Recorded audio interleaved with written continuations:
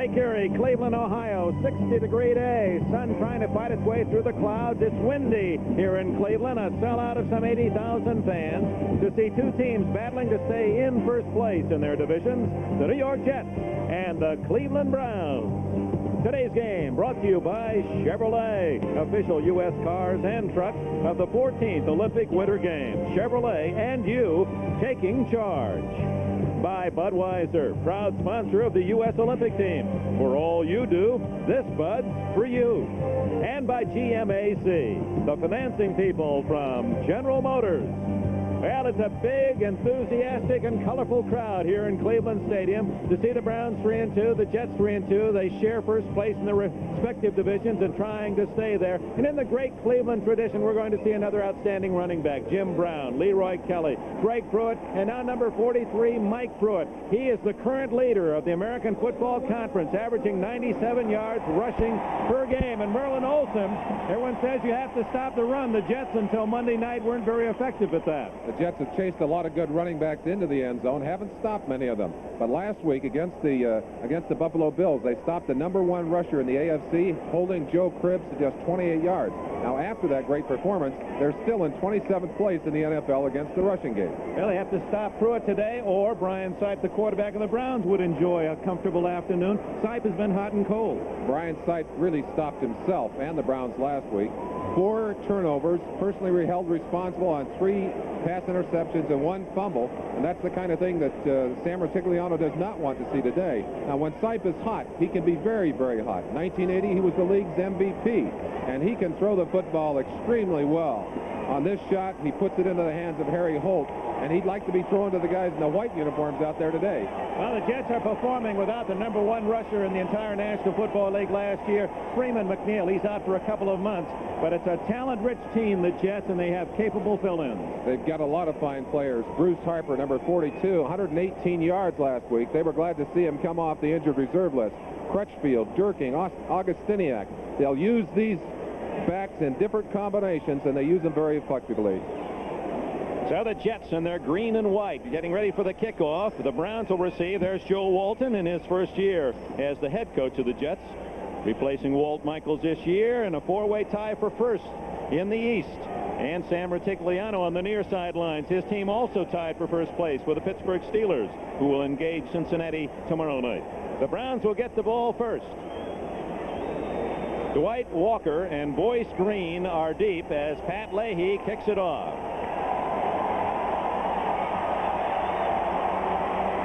Kicking with the wind, and you see already the effects of those gusty breezes off the lake. We'll have some adventures on kickoffs and punts going especially right to left.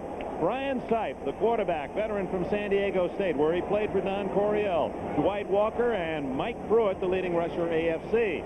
Bobby Jones, the former Jet, along with veteran Dave Logan, the tight end, brilliant Ozzie Newsome, and when they go to the 2 tight end offense, Harry Holt from the CFL.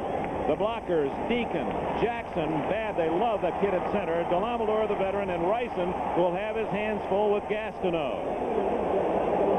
From the 20. Sipe comes out throwing. Incomplete. There was a Brown close enough. Number 81, Holt, as Marty Lyons, number 93, a top draft pick from Alabama, was pressuring Sipe. Here, the Jets sack exchange. A new look with Gastineau staying outside, and Joe Klecko moving from defensive right end to left tackle, shore up that running defense. Marty Lyons and Kenny Neal rounding out the front 4. Buttle, Woodring, and Mel, the linebackers.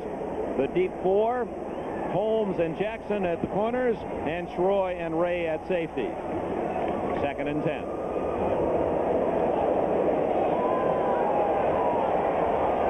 To Newsome, and outside Newsome, who was looking for the ball inside.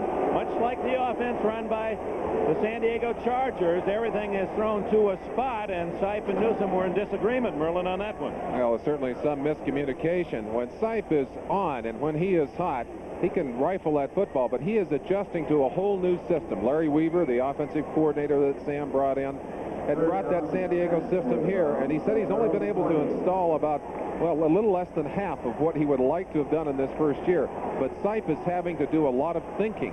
And that sometimes is hard on a quarterback who's used to going on gut instinct and raw talent.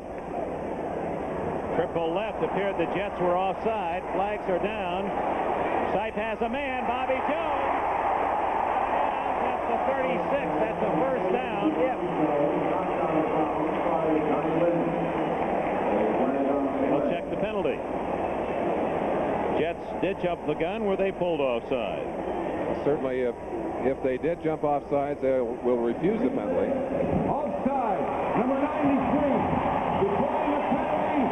First down. 16 yards to Bobby Jones, the former Jet receiver, and he's done very well here in Cleveland.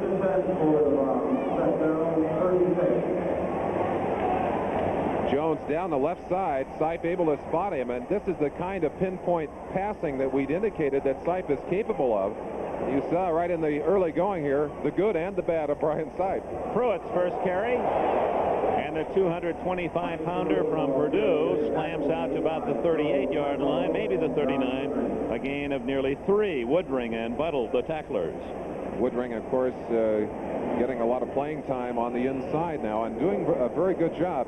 Pruitt, certainly one of the most capable of the single backs used at this time of single back offenses, used primarily because of his great strength. He can break tackles in there for you, and he's also a good pass receiver, Dick. He's caught a pass in 53 consecutive games.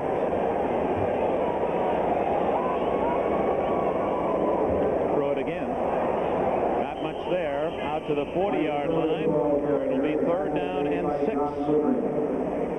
John Woodring, who was replaced Stan Blinka, made the hit. Woodring, number 57 from Brown University. His dad is Dean of College of Engineering at Drexel, and he has a sister who's an outstanding lacrosse player at Brown. And as is the case for many players, he spends some time over there on the sideline as he's replaced by number 50, Bob Crable. Crable will come in on passing situations for the Jets. Along with number 29, Johnny Lynn, in a 4-2-5 defense.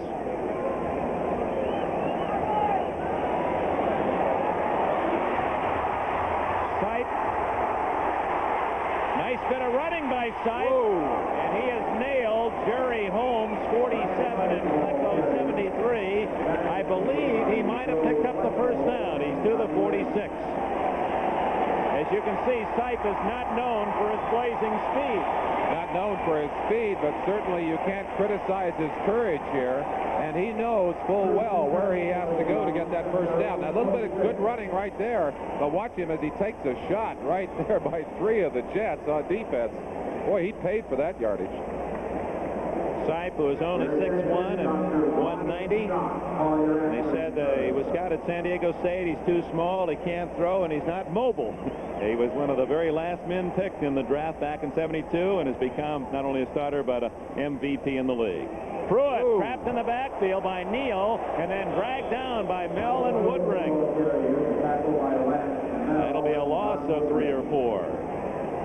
I talked to Kenny Neal about that switch from defensive tackle to defensive end. Neal very pleased to be out there on the wide side. He really was not physically suited to playing that defensive tackle position. Was not strong enough really to stand up under that double teaming and the blast blocking inside, but seems to be very comfortable outside. And I think Klecko is just the opposite. His great strength has become an asset now in that tackle position, and I think he'll be more effective in that position than he was at defensive end.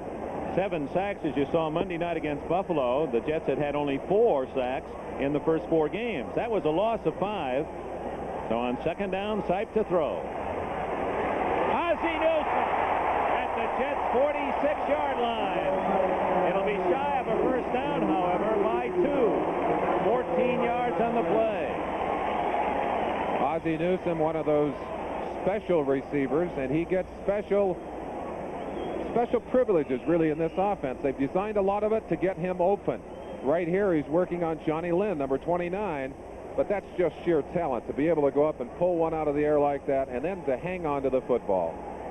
Here it is again. It's Newsome, who has averaged 52 catches a year. Yet has to fight his way to get Pro Bowl recognition. There's abundance of outstanding tight ends with Winslow and Odoms and Chester and Ross and Casper edging him out in the last 3 years. He's made it only once. It is not a first down. This is 4th and short, and Pruitt plows in for the first down at the 43.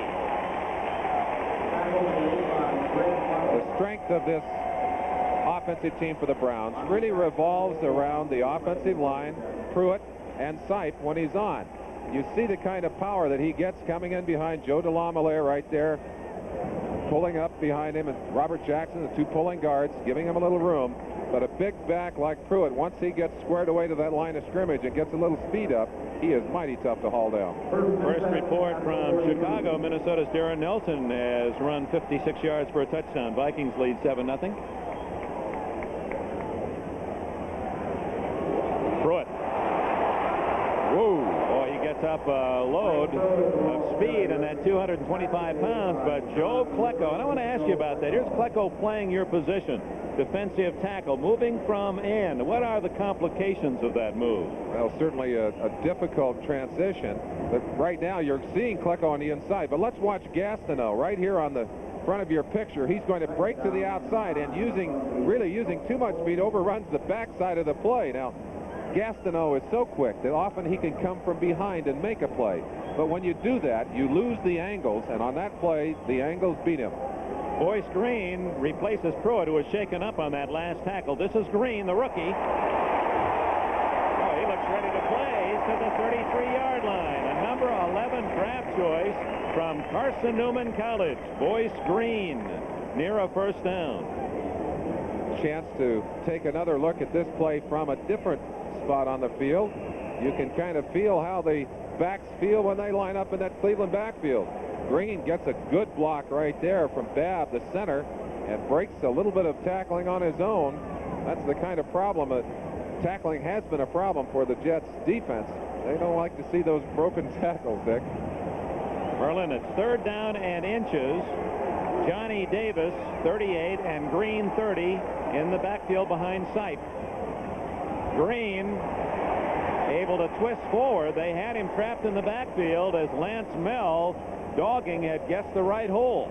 It appeared that Mel had stopped that play in the backfield, but no question about it, Green really wants to lunge through there and pick that first down up. I believe he got it. Well, they'll measure to make it official. We've played about 5 minutes here in Cleveland. Let's go to NFL 83. Okay, thank you, Dick. Dan Marino's first pass as a starter in Miami. Moments ago, it's tipped and intercepted by Steve Freeman of Buffalo.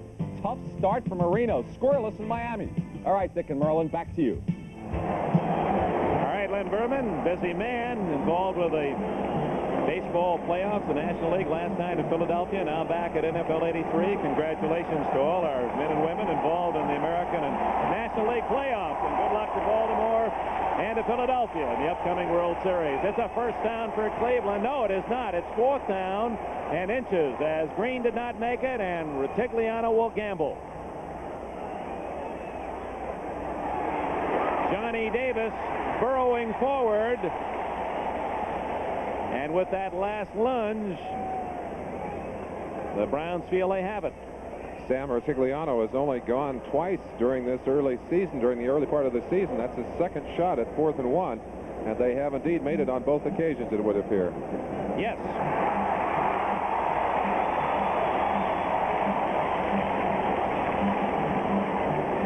So it's been a time-consuming drive for the Browns with the opening kickoff. 7:45 remaining in the first quarter. The Jets haven't had the ball yet.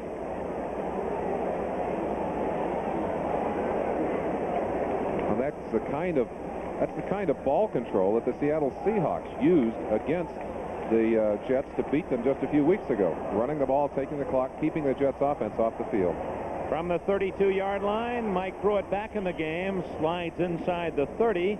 Short yardage, Kenny Neal from Iowa State playing at defensive end, made the tackle. Let's go back to Klecko inside, Merlin. You talked about the adjustment. It's a big adjustment to go from defensive end to defensive tackle, but perhaps even a bigger adjustment to go from the left side to the right side. Klecko on that particular play lined up right on Babb's shoulder, and you saw Babb using tremendous power, just blew Joe Klecko right out of there.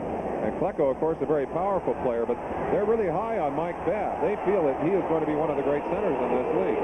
Ryan Seif, they had 2 delay of game penalties last week, and they were slow getting organized this time. The crowd, sensing that 30 seconds ticking away, let Sipe know he finally was forced to call a timeout. No score, 6:49 left, first quarter. Shades of Mean Joe Green, and look how Joe Klecko has lined up, slanting to the inside on Mike Babb. But watch the way number 61 Babb turns him right back outside, making room for Pruitt inside. Good play by the center, and Klecko out of that particular play. Babb is from Texas, a 5th-round draft pick a year ago, and Retigliano feels he's a future all-star. He's 6'4" and 270. He's replaced Tom DeLeon. Second down, 8 from the 30. That's Newsome in motion. Complete to Harry Holt. He's to the Jet 24-yard line. He'll be short of the first down. Lance Mell made the tackle after a 6-yard pickup. Holt, who was recruited, in essence, out of the Canadian Football League. As you see Mike Pruitt, they're attending. He had the wind knocked out of him. Now they're looking apparently maybe a possible rib injury. Holt was entertained by some 10 NFL teams, and the Browns were able to win him into a brown and orange uniform. He's paid some dividends already. Caught that big 48-yard touchdown in overtime to beat the San Diego Chargers. He must have hurt his ribs, Dick. That's a rib cinch that they're going to put around him. He was having trouble catching his breath. Oh, batted down. Lance Mell making the defensive play as he shot through and fly swatted Sipe's pass right back in his face. Mell has 2 interceptions on the year, and is the big play linebacker from this Jet configuration. You saw it right there, sticking himself right in the middle of the play and knocking it down. Sipe has trouble with his height. He's listed at 6'1", but I would contest that. I don't think he really gets over 6 feet. You saw Mel just knocking it away on that particular play.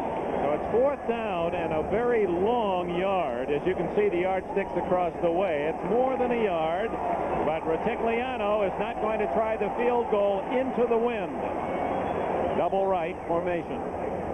And they run the other way to Green, and he is not going to make it. A flag is down as Ken Troy, 48, came up from strong safety to tackle Green. Now it's a matter of whether or not a penalty will give the Browns a first down. Apparently it will not, and the Jets take over. Kenny Troy last week, an interesting note from the Jets indicating that the 2 safeties. Number 82 declined the penalty. First down the other way. Between the 2 safeties, Troy and Darrell Ray, they had 1 assisted tackle in all that game last week. Well, that's when your linebackers in line are really doing the job. The line of linebackers really stomping them. That's rocking chair for the safety men. So no score. The Jets finally get the ball. Joe Walton, 47 years of age, former baseball catcher and a pretty good one in his youth. Still uses that look as the head coach along the sidelines. Jets have the ball for the first time after the Browns 9 minutes 6 seconds to nothing as they went 17 plays only to be stopped at the 25. This is Crutchfield, a pickup of about 5 yards for the second-year back from Iowa State. Clay Matthews, 57, made the tackle. That was a long time-consuming drive, but the Browns came up empty. That's certainly painful when you control the football that way and get down into what should be scoring territory. And you got to wonder, is the wind really that strong? Of course, it is gusting here, and there are all kinds of wind levels in this stadium. Don Cockcroft, who used to kick here, said there are about 4 different levels of wind. You get it in the right level, and you can get a great pun off. 6 yards for Crutchfield, 2nd and 4. Crutchfield again, and a big hole. He has a first down out across the 35-yard line. Larry Brazil, number 47, made the tackle. We understand that Pruitt, they're still working on that bruised rib, and he may not return, and that could be tremendously critical to the Cleveland cause. Well, Dick, you talked about his carries, 80% of their running game. They really miss him. Richard Todd, the quarterback, with Durking and Crutchfield in the backfield. The wide receiver, Wesley Walker, second in the league in catches and first in touchdowns. Gaffney, 2 tight ends, Barkham and Schuler when they go to that set. Ward, Pellegrini, Fields, Alexander, and Powell, the offensive line, one of the best in the NFL. There's Pruitt, and it looks as if he's on his way to the locker room. Yes. So Mike Pruitt, the leading rusher for the Browns and in the American Conference. bruised early in this game, and the fans here in Cleveland have to be fearful that they've lost their top offensive threat. And Rutigliano said it many times yesterday to us, Merlin, you've got to run it first, you've got to stop the run first. And that may well stop the Cleveland running game, that injury. Todd flips it to Augustiniak, who is stopped at the 44, shy of the first down by Brazil. Augustiniak, like Pruitt, from Purdue University. Augustiniak getting up rather rockily there, but there is a great advantage to mixing your backs. Defense for the Browns, rookie Reggie Kemp. Bob Golick, he's become the leader of the defense with Keith Baldwin. 3-4 alignment. Linebackers are outstanding. Banks, Ambrose, Cousineau, and Matthews, basically all #1 picks except for Ambrose. Brazil and Dixon at the corners. Burrell and Whitwell, a converted wide receiver, at safety. 3rd down and 5.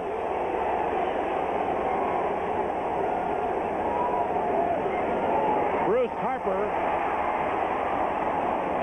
the 3rd down specialist, delivers again. He's across the 50 with a first down.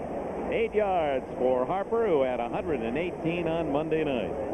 Now, when you lose an all-pro running back, it's nice to be able to reach back into your back pocket and pull out the likes of Bruce Harper. What an exciting player he is. He just is dynamite. What did Joe Walton after the game Monday night in Buffalo? He handed out the awards after the game, and he said, we'll give him Bruce Harper our You Got Back Just in Time award. He certainly did, coming off the injured reserve list. Only Crutchfield behind Todd. First down inside Cleveland territory.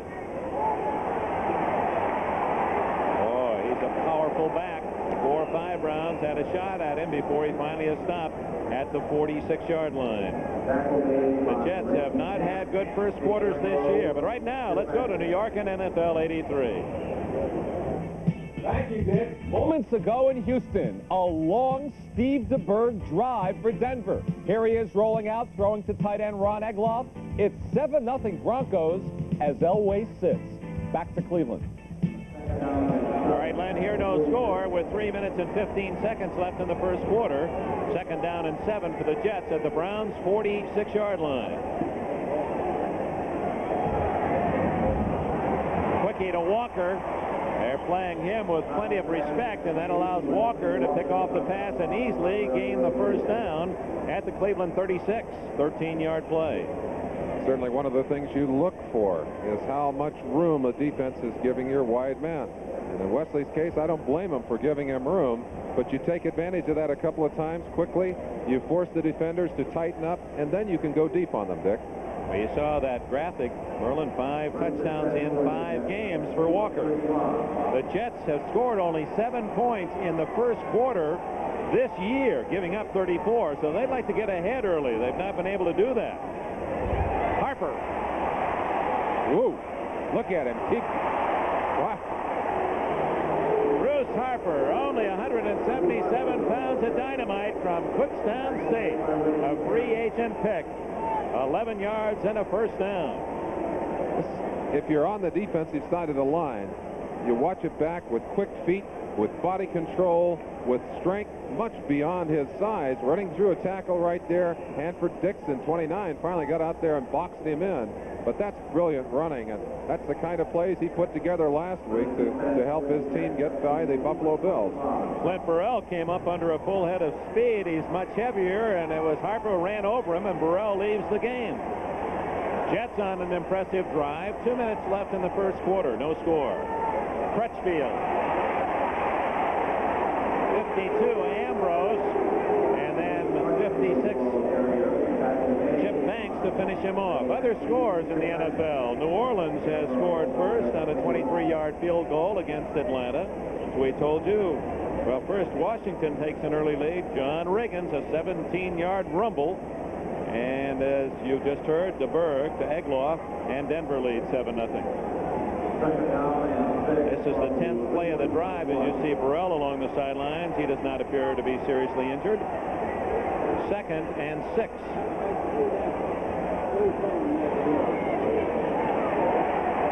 Todd back to Crutchfield. and he's near the 16-yard line. It'll be short of a first down. Chip Banks, #1 draft pick from Southern California, made the tackle. Banks, an outstanding athlete, has been moved from the weak side linebacking position to a strong side backing position. Won't get quite as many big plays in that spot, but certainly can use his great strength more effectively. Defense versus the run. Cleveland has done a good job shutting out some outstanding runners. Warner had a good day for Seattle last week. Crutchfield, he's nailed right at the 15. That's going to be very close to a first down. Interesting decision here for Joe Walton. He has gambled a number of times. In fact, he's gone on 4th and 1 10 times during this season. I think that's probably high in the NFL. I don't think anybody's done more. Brown, Minnesota, Sims of the Lions, Alexander, Cincinnati, Muncie of the Chargers, Warner, Seattle. They've kept the top runner under 100. It's short of the first down. 4th down in inches, and again, Walton goes for it.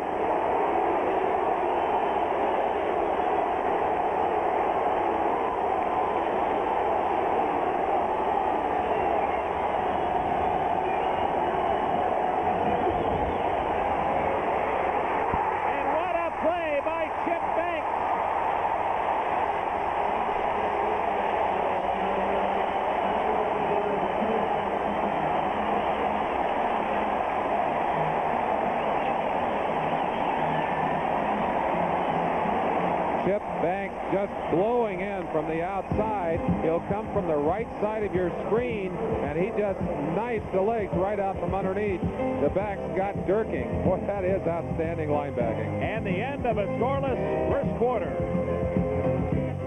Chip Banks. There's a lot of love for this man in Cleveland. As a rookie, he was brilliant, the most valuable player as judged here in Cleveland. And he's made a big stop. The Browns take over. We open the second quarter. Browns ball at their own 17. Sipe off play action going deep. And Ozzie Newsome has it at the 45-yard line. 28-yard play. Ozzie Newsome getting a chance to operate in the open on that play, and Brian Sipe able to find him. Sipe getting a lot of pressure at the last moment from number 99, Mark Gastineau. Watch Gastineau out of the corner of your eye there. But that's a look at the tight spiral on that pass. Gastineau coming from the top of your screen now, fighting with Cody Rison, goes inside Klecko. Klecko fighting with Joe DeLamielleure. And you see right there, you see Gastineau avoiding the contact, trying to avoid the 15-yard penalty. 45-yard line, first down, Cleveland. No score. Opening the second quarter. Sipe. And Newsome pays after a very short game. Bobby Jackson, 40, coming up to make the hit. Sipe now is 5 for 8. One of the startling statistics going into this game, Merlin Olsen, if someone said, who's thrown the ball more? What quarterback leads the NFL in passes attempted? What would you have said? Well, you would have said Dan Fouts. I think everyone would have. But Dan Fouts is second. He's third. He's third to these two teams. Sipe, actually, that is a passing offense. But in passing attempts, Sipe is number 1, Todd is number 2, and Fouts is number 3. I think, though, if Todd had been able to, or if Fouts had played the whole game against the Jets, he would probably be number 1. Second down, 7. Almost intercepted, but it's interference against Jackson. It looked like Jackson from this angle was trying to go for the ball, but the official who has the other angle on the far side saw early contact. Well, certainly you've got to have time to throw that Defense pass. pass interference number 40. That's a first down. Bobby Jackson doesn't agree. Let's you judge. Getting down on the line of scrimmage, you see Cody Rison working on the top, getting some help from Boyce Green right there. You won't see the contact here, but you can see Jackson coming over the top. Chance to look at the protection again as they gave Sipe time. You see Green helping on the top, Joe DeLamielleure working on Klecko, number 73. First down at the Jets 47. To hit Bobby Jones, who did have a step on Jerry Holmes. It was interesting before the game. Bobby Jones, a former Jet, he was traded here for number 8 pick. in the summer. And every defensive back for the Jets, as they came on the field for warm-up, went to Jones, shook hands, kidded him, bumped him around as if to say, we're going to be after you today. But Jones did have a step on that play, and Sipe, throwing with the wind, tried to go long. Might be a few questions as to whether they should have taken a field goal with the wind, too, Dick. First quarter, the Lions had the early lead against Green Bay, 7-0. Second and 10.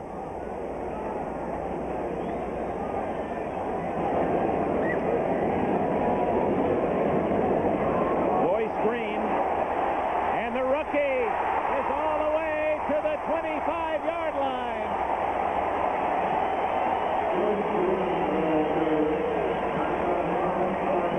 Just about wiped out one of our cameramen on the sideline, Dick. Interesting that with Pruitt out of the game, and he's gone into the locker room probably for x-rays, you're seeing a young man getting a chance to play who hasn't had many carries. As we indicated, Pruitt has carried the ball 80% of the time.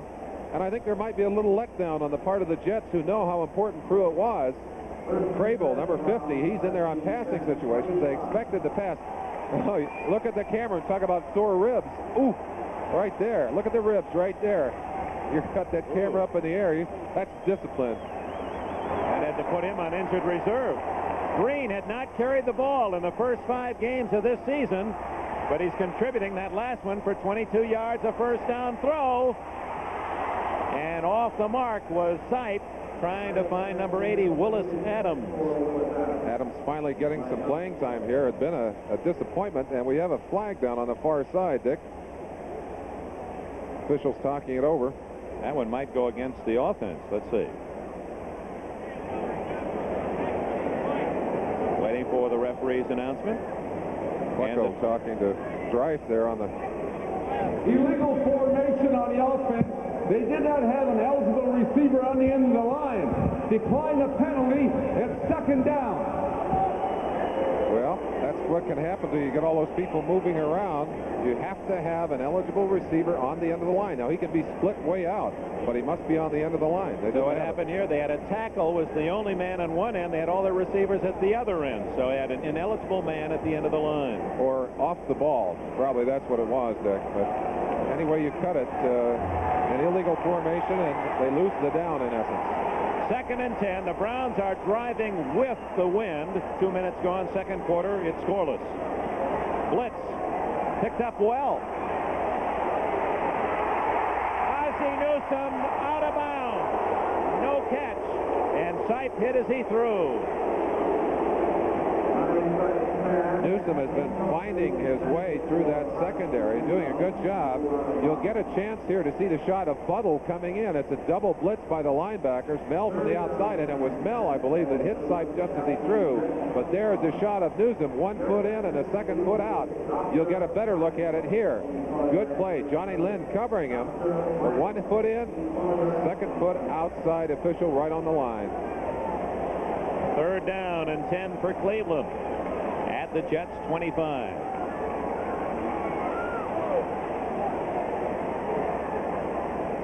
Dwight Walker, the only back. Down the middle, open. And a first down to Willis Adams at the 9-yard line. 16 yards on the pickup to number 80, Willis Adams.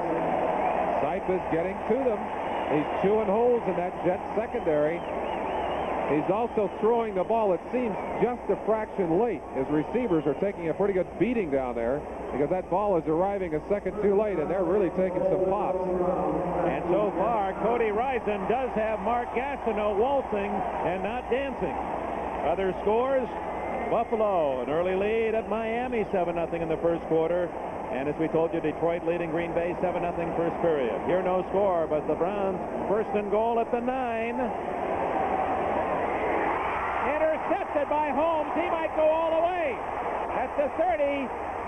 And tackled at the 37-yard line. Boyce Green saved a touchdown for Cleveland. And Sipe shaken as he threw the ball. He was nailed. So the Browns come up empty again as Sipe is intercepted, and the Browns are fortunate this was not a touchdown for the Jets. Certainly fortunate, but that's twice that they have marched the ball all the way down the field, only to come up empty. Ball right in the hands of Ozzie Newsome. He simply let it bounce out. Jerry Holmes takes it down the sideline and almost broke it away. 34-yard return to the 37, still no score.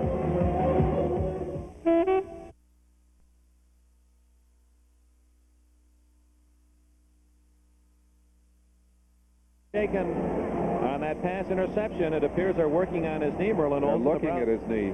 I think what happened, Dick, is he becomes just another defensive man on an interception, and somebody peeled back and knocked him down. Maybe twisted his leg a little bit, but he got off under his own power, and they're having a little conference down there. Let's hope that's not a serious injury. Browns have already lost Mike Pruitt with bruised ribs in this first half. Richard Todd takes over at the 36-yard line after the Holmes interception. Gaffney out of bounds at the 45-yard line. Derek Gaffney, 9-yard gain. Chip Banks made the hit. The Jets and Browns, it's been an unusual game in this respect. This is only the fourth possession.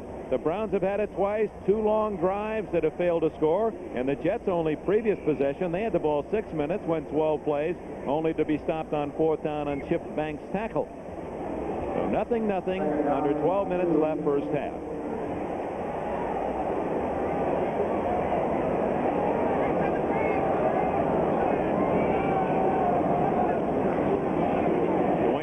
Wow. Plows to the 47-yard line. You know, Merlin, when Crutchfield became a starter at Iowa State, there are unusual circumstances in which a man finally wins a job, but I never heard of this one before. Back in 1980, the Crutchfield 45, as you see him, the man starting in front of him was sick and threw up in the huddle, and they got him out of there and put Crutchfield in.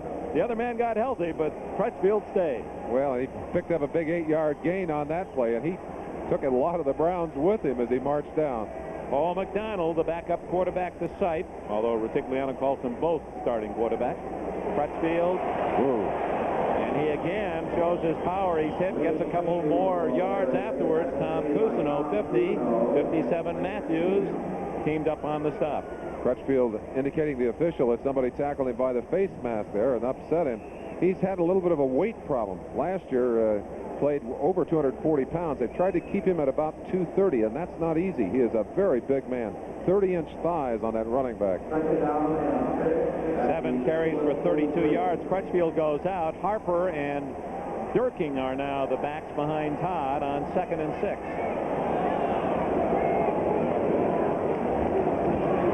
Harper squeaks through for a yard or two to about the 41-yard line. It'll be 3rd down and 4 for the Jets when we return first to New York. This update on NFL 83. Moments ago in Miami, Joe Ferguson is quarterback for the Bills. He goes back to pass, finds Byron Franklin, who beats Mike Kozlowski, the Dolphins. First NFL touchdown for Franklin. 7-0 now, Buffalo. Let's go back to you, Dick. All right, Lance. Long faces in Miami. They lost last week, and an early touchdown for Buffalo today. This is the 3rd and 4 for Todd. Incomplete. The ball was there to Jerome Barkham, the Dean Emeritus of the Jets offense, the 12-year veteran, unable to hang on as Clinton Burrell, 49, knocked it free. And once again, the Jets, as it has been with the Browns, are stopped. The blitz is on. Cousineau, number 50, getting to Todd right there. Todd got the ball away and got it into Barkham's hands, but Barkham could not put it away, and it was knocked down, ruled incomplete. First punt of the game, Ramsey to kick. Dino Hall, little 5'7" return man, back at the Browns' 10, kicking into the wind. You see the effect. Oh, boy. Hall fair catching, and a very alert play by Hall. He comes up to the 18-yard line. I don't think I'd want to be down there trying to catch those today. That one just died. 25-yard punt, no return. Timeout here at Cleveland Stadium. 9 minutes, 42 seconds left. First half, Jets and Cleveland, no score.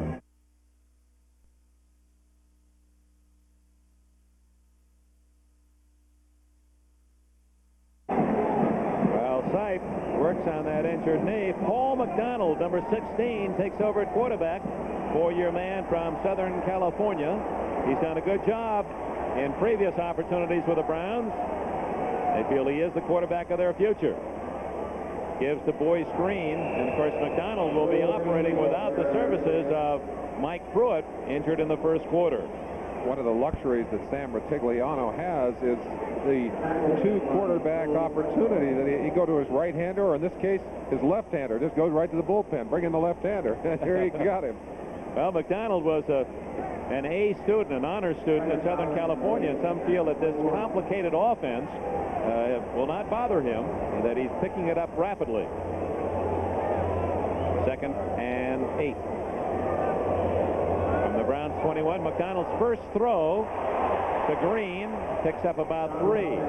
McDonald in the first 5 games threw only 1 pass, and that was intercepted. Jerry Holmes made the tackle. Other action in the NFL. Buffalo leading 7-0 at Miami, second quarter. New Orleans and Atlanta tied at 3 in the second. Second period, Washington and St. Louis. At St. Louis are tied at 7. Denver and Houston, same score, same period. Minnesota leads Chicago 7-0. Green Bay trails Detroit 10-0 in the first quarter. And here, no score in Cleveland, the Jets and the Browns, and 8:25 left in the first half. 3rd and 5 for McDonald and the Browns at their own 24.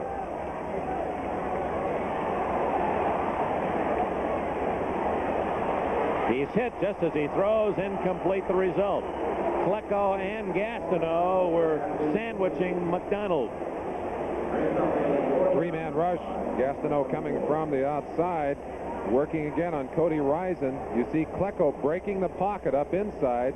No place for McDonald to step. No room there, and Gastineau finally crunches him to the ground. Mike Harmon, number 23, drifts back for the Jets at the 34-yard line. Jeff Gossett's first punt. Gossett, former Kansas City Chief, was not drafted as a football player out of Eastern Illinois, but was by the Mets as a baseball third baseman outfielder. Played a couple years of minor league ball. He hits this one with the wind. Harmon at the 25. The rookie to the 36-yard line. Now the Jets have it again, as Gossett with a 53-yard punt and 8-yard return. Willis Adams made the tackle. The Jets have the ball. 8 minutes remaining in the first half. Jets nothing, Cleveland nothing. New York and Gifford Nielsen at quarterback for the Oilers. The shotgun, the blitz from Denver. He will throw to the AFC's leading receiver, Tim Smith. He is gone, but it's now 10-7 Denver. Back to you, Dick and Merlin. All right, Len, Tim Smith, what a year he's having for the Oilers. Here, no score. Jets have the ball at their own 36-yard line. And Crutchfield, short yardage as Schuler in motion tried to lead through the hole. Clay Matthews, 57, plugged it. From some solid heritage. His dad, Clay, a 49er player in the 50s, and a brother, Bruce, number 1 pick of the Oilers. Down on the line of scrimmage, number 60, Dan Alexander, doing a great job of blocking on Golick as he's double-teamed to the inside. Alexander consistently grades out at the end of the season with higher grades than any of his more publicized lineman compatriots. Hasn't had the publicity they have, but certainly has the respect of the defenses around the league. Well, we'll watch that right guard, Alexander. 2nd and 8. Harper, and a fine open field tackle by Dick Ambrose, a veteran from Virginia. Harper, if he gets away from Ambrose, has some yardage outside, but Ambrose holds him to about a 3-yard gain.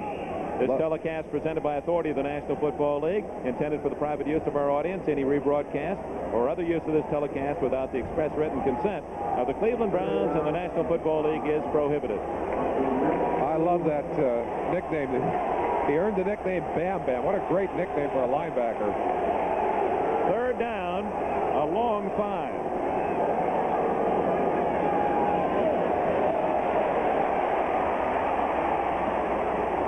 And Gaffney right at the yardsticks at the 46. It appears he has a first down. They needed 5. Gaffney has 6. Alexander not only has to block the 4-man line, but occasionally on the 3-man line, he's an alternate pickup man. He's looking for someone to break loose. But his other friends are doing a good job. No one to block on that play. But you saw how his head was on a swivel. He's looking for anybody to break loose, and his job is to go and get them. From LSU, Alexander, a teammate of A.J. Dewey, Miami Dolphins star. First down. Harper to the 48-yard line of the Browns, a gain of 5. Cousineau, a wealthy inside linebacker of the Browns, the $1 million man, made the tackle. Excellent shot inside as you watch Alexander again. Reggie Camp, an exciting young rookie. They're very high on here. Reggie just stacked him up. Joe Fields, number 65, came out to help. Let's watch the pass play. Now you'll see a blitz by number 52, Ambrose, on the outside. He blows right through a couple of blockers there. Pass right on target to Harper. Boy, he has good hands. Second down, 5 from the 48 of Cleveland. Good play action. It didn't fool Chip Banks. Another big defensive play for Banks. 7 yards on the loss. Banks absolutely ran right through Jerome Barkham to get at the quarterback. And watching Richard Todd on his play-action passes, watch his head. Now, you see his head dip there?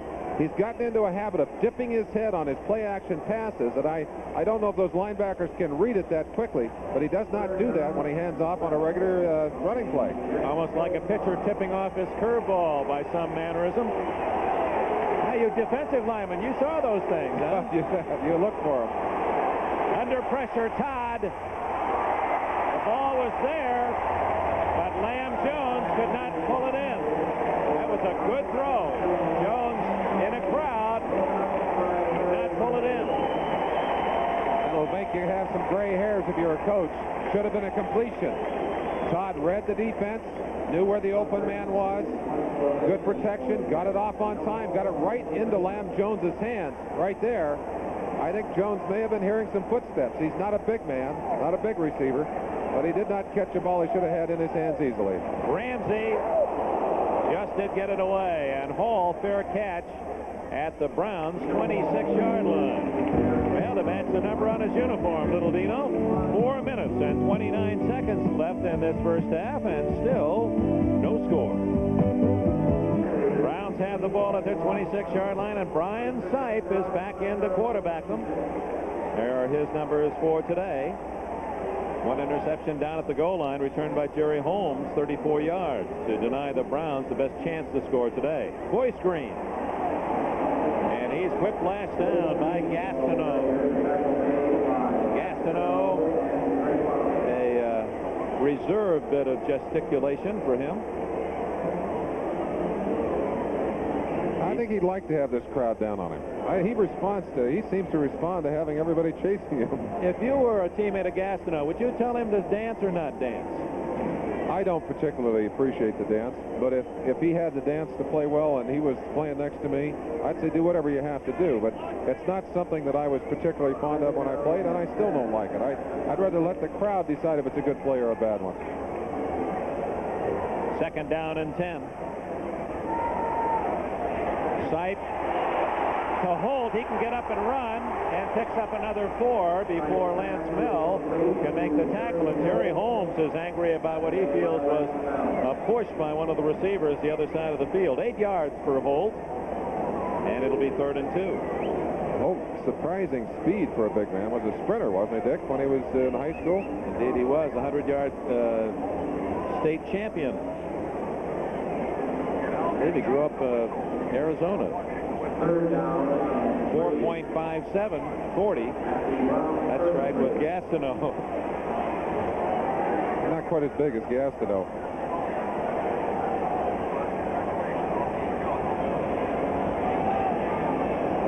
On 3rd and 3, Sipe. Bobby Jones with a valiant effort, but Darrell Ray had a piece of the ball and of Jones, and he just couldn't get that arm out there long enough. Good play by Ray. But Sam Rutigliano was very concerned about the passing lanes, and these are the passing lanes he wanted to worry about. But he was thinking about a 4-man line. This is a 3-man line that they're using. You see the 2 linebackers, Buttle on the left and Crable on the right. And because the 3-man line, you're getting a little bit more room to see downfield. Sipe does not see well against a big 4-man rush. Gossett's kick again with the wind. Wow. Harmon.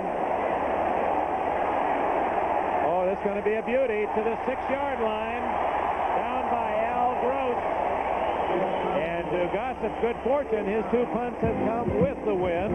Ramsey's 2 against the wind. 61 yards for Gossett. That is his best kick of the season. And we have a timeout at 2:38. A GMC, a truck you can live with. By Heineken. Come to think of it, have a Heineken. And by the Texas Instruments home computer, creating useful products and services for you. Officially, the ball was down at the 8-yard line, so credit Gossett with a 59-yard punt. Still the longest of his career here in Cleveland. And Todd from the 8. Crutchfield for 5 yards before Matthews and Cousineau can embrace him. And that is interesting because the Jets now have had 10 first down plays, and they have averaged 5 yards on those 10 and 5 on that one. They haven't had any trouble moving the football. What they've had trouble doing is getting it into the end zone. And they have a timeout to think it over. They'll return to Cleveland, where it's scoreless in the first half. 2.5 minutes left in the first half. Tigliano, 51-year-old head coach and vice president now of the Cleveland Browns. 2nd and 5. The Browns called that timeout, so they have only 1 left in this half. 2 minutes, 30 seconds left before the intermission. Todd deep in his own end at the 13 to Crutchfield. Oh, running through tackles Crutchfield to the 18-yard line. Appears he has a first down and out of bounds to stop the clock with 2:23 left in the half. Jets in Cleveland, no score, but they're scoring elsewhere. Let's go to NFL 83. Thank you, Dick Enberg. They're also turning the ball over elsewhere. Rookie Dan Marino for the Dolphins, trailing Buffalo 14-0. He's intercepted for the 2nd time. So will we soon see Don Strock at quarterback. Back to Cleveland. Jets did not get the first down on Crutchfield's spirited carry. He got 4, so it's 3rd and 1. Todd sneaking, and he doesn't get a thing. Oh, my. That's twice on short yardage. The Browns have overpowered the Jets line. They spot it for a yard loss. 58, Scott Nicholas, the man that just speared him from the inside there, coming over the top. But that was Elvis Franks, 94. Elvis Franks, 94. Hard to see who it was, but Franks coming underneath. They just didn't move him. That's Pellegrini on that side. Pellegrini is the guard over there, and he's had an injury. He's got a thigh injury. He just did not even get to Franks. Franks blew inside and knocked Todd right on his back with some help from Nicholas. Not close. The Browns have held again. And they're going to get the ball with plenty of time left in the half. And again, Ramsey has to punt against the wind. Certainly does. Now you see why the Browns called that timeout, but they wish they had not had to call a timeout offensively. This cuts down their options now as they move their offensive team onto the field. Ramsey will probably let the clock run down to the 2-minute mark. It's at 2:05 right now. There's no need to kick it, and he doesn't. There's the whistle, and the 2-minute timeout has been given. As Ramsey prepares to kick, 22 punts this year have been returned, but only an average of 4.9 per return. That's one of the best records in the NFL. No score. We'll be right back. Etna, I'm glad. Cavernous Cleveland Stadium, no score. The Jets and Browns, NFL 83 coming up. The scores, outstanding plays. We'll run down the scores for you in just a moment. But right now, Chuck Ramsey into a 10-man rush. Tino Hall, anticipating a short kick, has creeped inside the 50-yard line. Ramsey, and it's a fair catch. Hall at the 46-yard line of the Jets. That was a good kick, and the wind just knocked it down. Other scores after that 37-yard punt. Buffalo leading by 2 touchdowns at Miami. New Orleans and Atlanta still tied at 3 in the second. Washington 21, St. Louis 7 in the second quarter. Denver has a 10-point lead, 17-7. Minnesota and Chicago tied at 7 in the second. And Detroit hungry for a win. The Lions have a 17-0 lead over Green Bay in the second quarter. Here, no score. But the Browns, with 1:53 left and one timeout, have the ball at the 46, and Sipe with the wind at his back. Plenty of time. Good protection. What a catch by Bobby Jones at the 40, but the clock continues to run. 6 yards on the play. 1:36, 1:35 left. Calling the audible in his 2-minute drill right here. Moving his linemen around, moving Ozzie Newsome to the right. Now he's got him going back the other way. 123, 122. That may have been a costly catch, although a brilliant one by Jones. It cost a lot of time. Jones again to the 29-yard line, 11-yard gain and a first down. And with the wind, you have to figure they're now in field goal range. Exactly 1 minute left. You've got to believe that Sipe is holding that last timeout in case he needs to stop the clock to get the field goal team out there. With 50 seconds. 47 seconds. A draw play and a fumble, and Sipe alertly falls on it. Now there's where you missed Mike Pruitt. That's exactly right. Pruitt, a great draw running fullback, and Boyce Green in there just did not get that football properly as Sipe came back. Sipe knew it. He felt it, and he dove back in there and picked it up. So now time, 34 seconds. They can't use that timeout. Boy, how costly it was when the Browns had to call a timeout earlier in the game because of some confusion. 25 seconds left. Going long. Oh, my! Touchdown, Bobby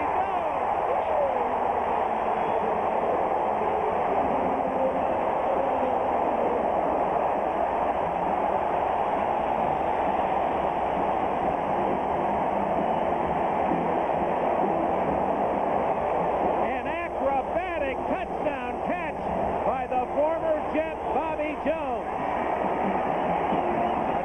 Play that Bobby Jones went to sleep last night dreaming about making. He comes right back and absolutely shocks his ex-teammates into silence. Sipe getting time, getting a good protection cup right there from his offensive line, drills it down the middle, but you just can't afford to let the receivers get behind you on that kind of situation, Dick. And Matt Barr tacks on the extra point. One of the outstanding catches of this young season. Oh, Bobby Jones, and the Browns lead by 7. Bobby Jones, he attended Youngstown and Millikan colleges. Briefly, never received his degree, so he always announces himself as Bobby Jones from Texaco Tech. He was a former Jet for 4 years, and he just burned his former teammates with a brilliant catch at 7-0. And with the win, Barr finds the Jets taking the touchback.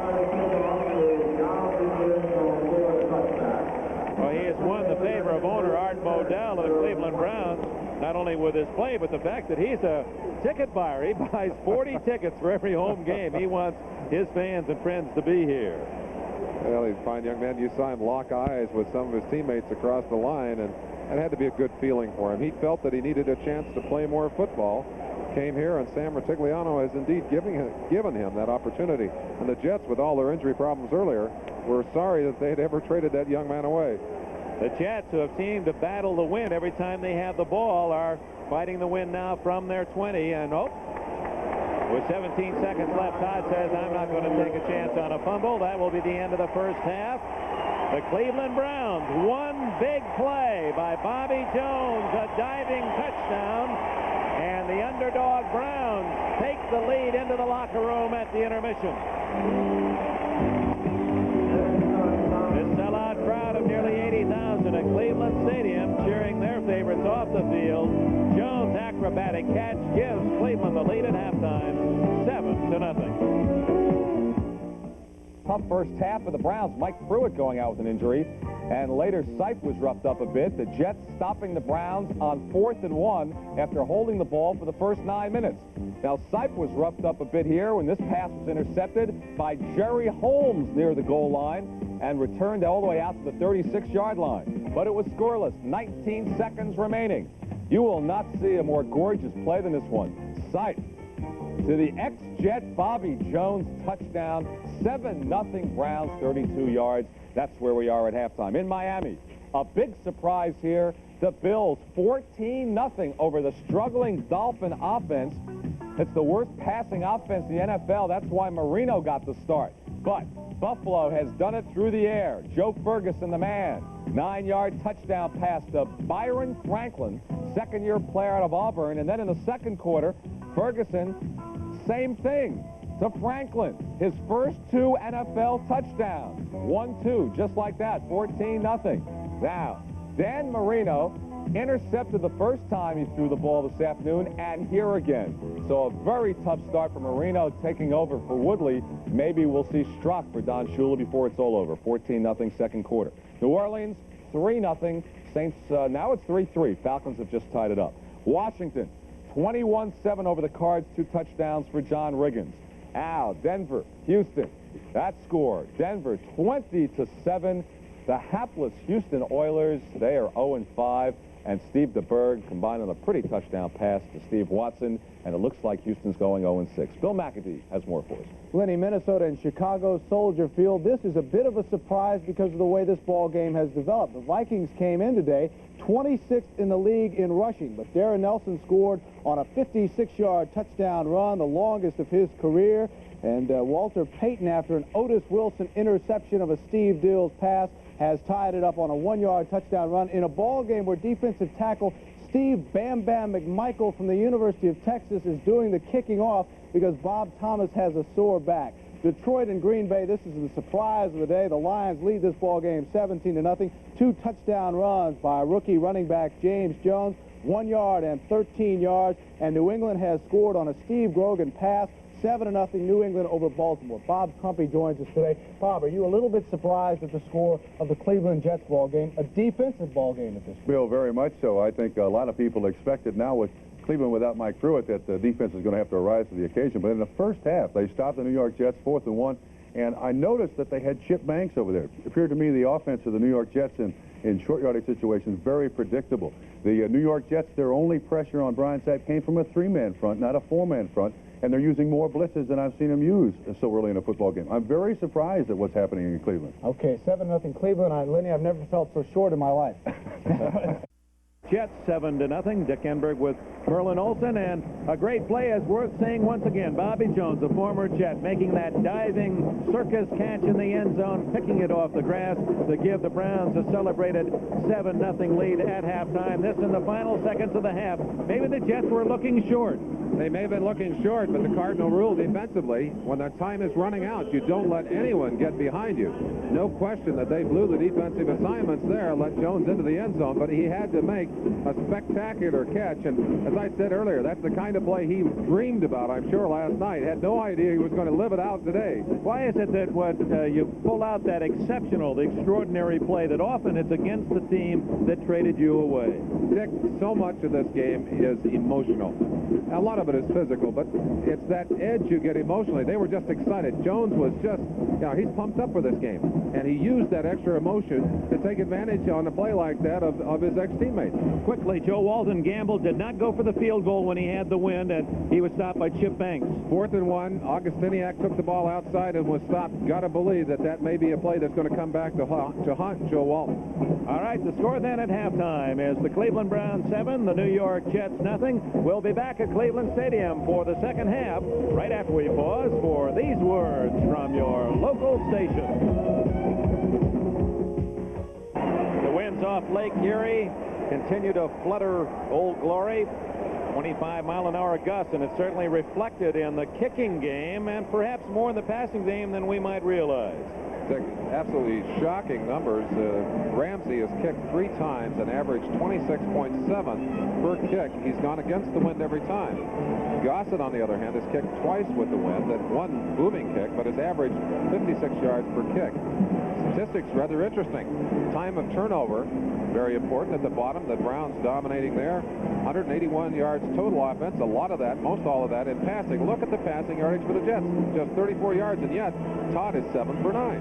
So he's unable to generate any long passing game, and that's because primarily he was working against the wind whenever the Jets had the ball. They really had trouble with the wind. The other thing that has not happened in this first half, the Jets have been unable to get to Brian Sipe or McDonald in his brief time on the field.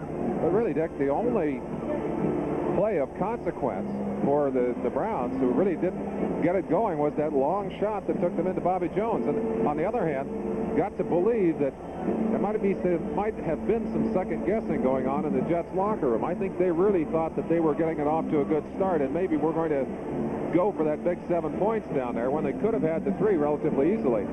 Well, the Jets have not played long ball at all. We'll see if Joe Walton will open up that passing game. He'll get the football first to open this second half. Has Walker caught a pass yet? He has caught a pass. Remember the sideline, a little quickie. Short pass to the side in front of the cornerback, but nothing deep. And, of course, he is the long ball threat for Joe Walton and that offensive gang. Lamb Jones, another man with speed who can get deep, but he's not been able to catch a pass in the first half. Had one, but dropped it. So the Jets get it first as Matt Barr tees it up. So the Jets will have the wind in the third quarter. The Browns, with a 7-0 lead, have elected to take the win in the fourth quarter. Preston Brown at the other end as Matt Barr of the Barr brothers from Penn State will kick it off. Preston Brown with Mike Harmon. No, it's Kirk Springs, the other deep back. And leading 7-0. Barr scoots it low, picked off by a lineman at the 25, and out across to the 32-yard line goes Reggie McElroy, the rookie from West Texas State. He said, give me the ball more often. I can lug it. 7 yards on the return. Richard Todd brings his offense onto the field. Dwayne Crutchfield has been his primary back. An injury appears that Whitwell, the defensive safety, has been injured on that kick coverage. He's a starting safety, and that could be a tough loss for the Browns, who are without Mike Pruitt, bruised ribs in the first quarter. While they attend to Whitwell, here is the offensive set for Richard Todd and the New York Jets. He has Fields at center, Pellegrini and Alexander the guards, Ward and Powell the tackles. We'll get the rest for you, but with a full timeout, let's pause for these words.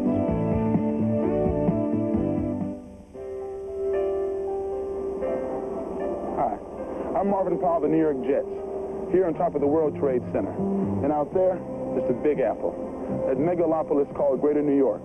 And do you know what's at the core of the Big Apple? It's people. More than 9 million of them, in every direction. They're the heart of what makes this the greatest city in the world.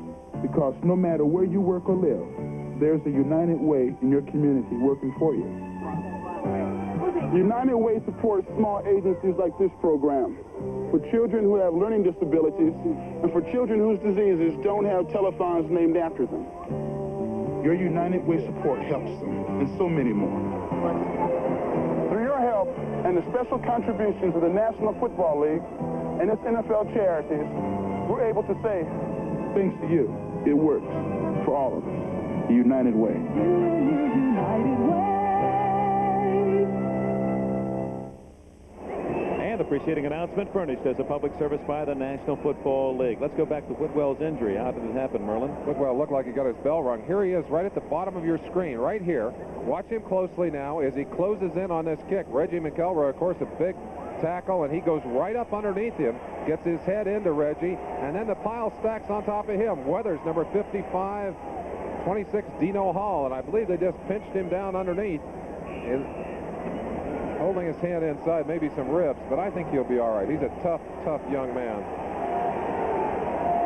So the Jets have the ball to open the second half at the 31-yard line, and Todd, his longest pass has been 10 yards. And he gets about 10 to Wesley Walker out across the 40-yard line before Larry Brazil could bring down Walker, who was juggling that catch. Back to Mike Pruitt, still expected not to play in the second half. Bruised ribs, which sometimes means something more serious than that. He had only 6 yards carrying before the injury, and of course was averaging 97 yards and leading the AFC. 2nd and 1. Todd going with 2 tight ends, Barkham and Schuler. Schuler winged right. Crutchfield, big hole, 50, 45, 43 goes Dwayne Crutchfield before Cousineau and Scott can drag him down. 16 yards for the 232-pound Crutchfield. Tremendous speed and acceleration by the big back, running over on the right side behind Marvin Powell. Powell just burying the tackle. Good block by the pulling guard. Good block on the outside by Pellegrini, 62, as he led the play downfield. But that's power running at its best. At the 43 of Cleveland, first down.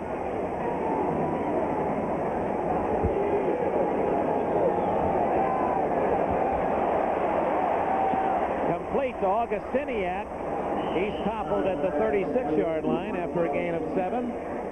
Mike Augustiniak, a walk-on as a collegiate at Purdue. He was not drafted as a pro. One of those guys you like to have on a football team. I mean, it's a love of his, and he's overcome tremendous odds to make it both at Purdue and here in the NFL. We talked about Todd wanting to go deep. He had Wesley Walker deep, covered one-on-one by Larry Brazil on that play, but Brazil did a good job of staying with Walker. Todd couldn't get it to him, had to go to the short man. Harper with Lamb Jones lined up in the backfield, 2nd and 3. And they toss to Lamb Jones. And the world-class sprinter in his days at Texas, Olympic gold medalist, is inside the 30-yard line. An 8-yard carry for Jones, who runs out of a halfback spot. Now, you do that to try and take advantage of the defense getting used to seeing Jones lining up in that position and shifting outside, which he's done quite often. On that particular play, they lined him up while the defense is waiting for the shift. They toss him the football, and he makes a nice gain. Spot the ball right on the 30-yard line. A linesman's view of this first down play by the Jets.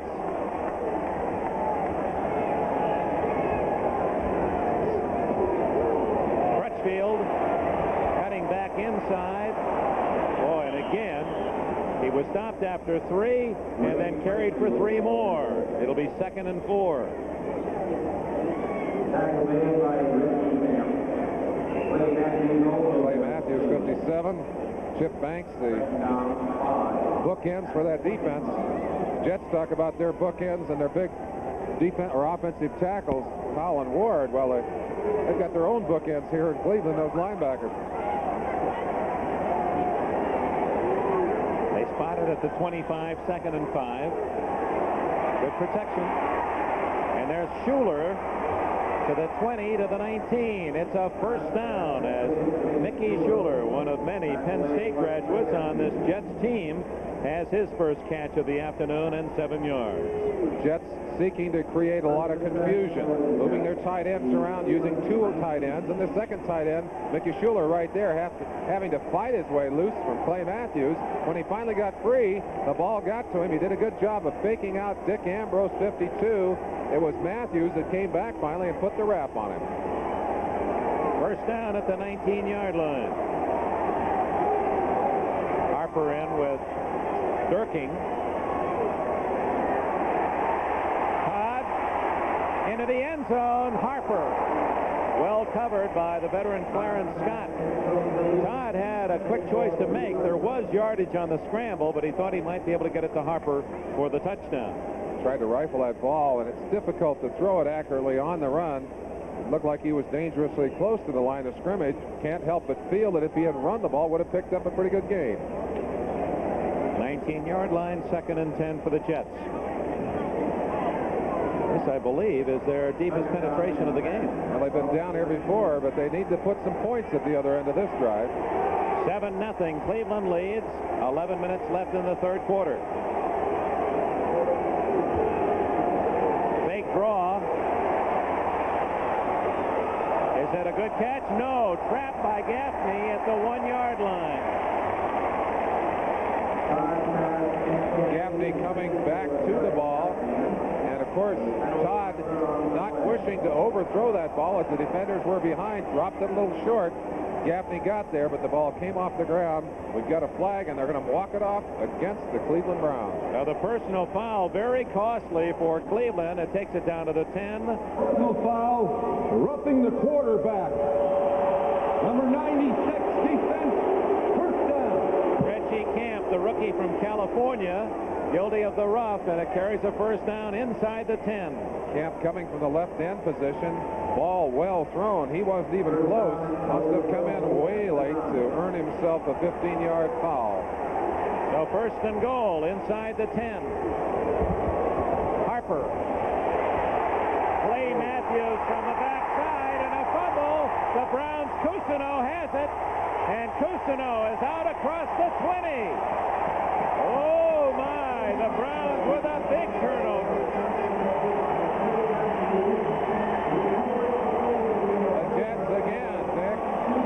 Football down the field, but Clay Matthews, just as his counterpart did earlier, putting a big clinch.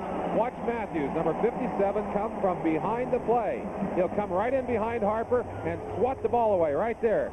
Right, his hands right through the football. So Matthews, 57, chasing down Cousineau, alertly getting the loose ball, and Cleveland will have it at the 23 when we return. Recovery to stop the New York Jets drive. The former All-American for Woody Hayes at Ohio State, and the Browns have it at the 23-yard line. Bruce Harper, obviously discouraged. 7-0 Cleveland. Less than 11 minutes remaining in the third quarter. Boyce Green, he's playing for the injured Mike Pruitt, to the 26-yard line, a gain of about 3. Woodring over there again. He had 7 tackles in the first half of this game, playing extremely well from that middle linebacking position, as he should. That's the position you make the most tackles from out of a 4-3. Defense for the Jets, Gastineau at left end, with Klecko at left tackle, Lyons and Neal. Linebackers Buttle, Woodring, and Mel. Jackson and Holmes at the corners, and Shroy and Ray at safety. Sun breaking through.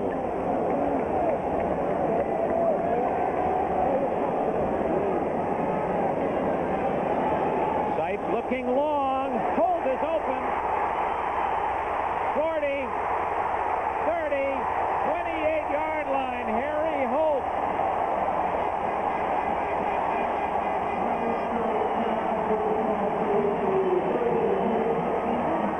And Merlin Olsen for Brian Sipe. Quite a throw against the wind. Just going to say the same thing, Dick. He threw it against the wind, picks up 46 yards. I think that's one of the advantages of having played in this stadium as much as he has. He knows what he has to do. He really gunned that football, and Holt still had to wait for it, but he caught it. The defender gambling at the last second. You see Buttle going for the football there. Woodring, number 57, all the way downfield to be a saver on that play. Greg Buttle made the saving tackle. Jackson was the man who was beaten, went for the interception. Lance Mel makes another Jet tackle. He's led the Jets the last 2 years and leads them in tackles again this year. Clock ticking away. The Jets are only going to have a little bit of time with the wind left in this quarter, Dick. After they get the football, they need a big turnover here defensively. And, of course, Cleveland would like to sit on the clock, work it down and get some points, take the wind and the clock away from the Jets. Second down, 11. 8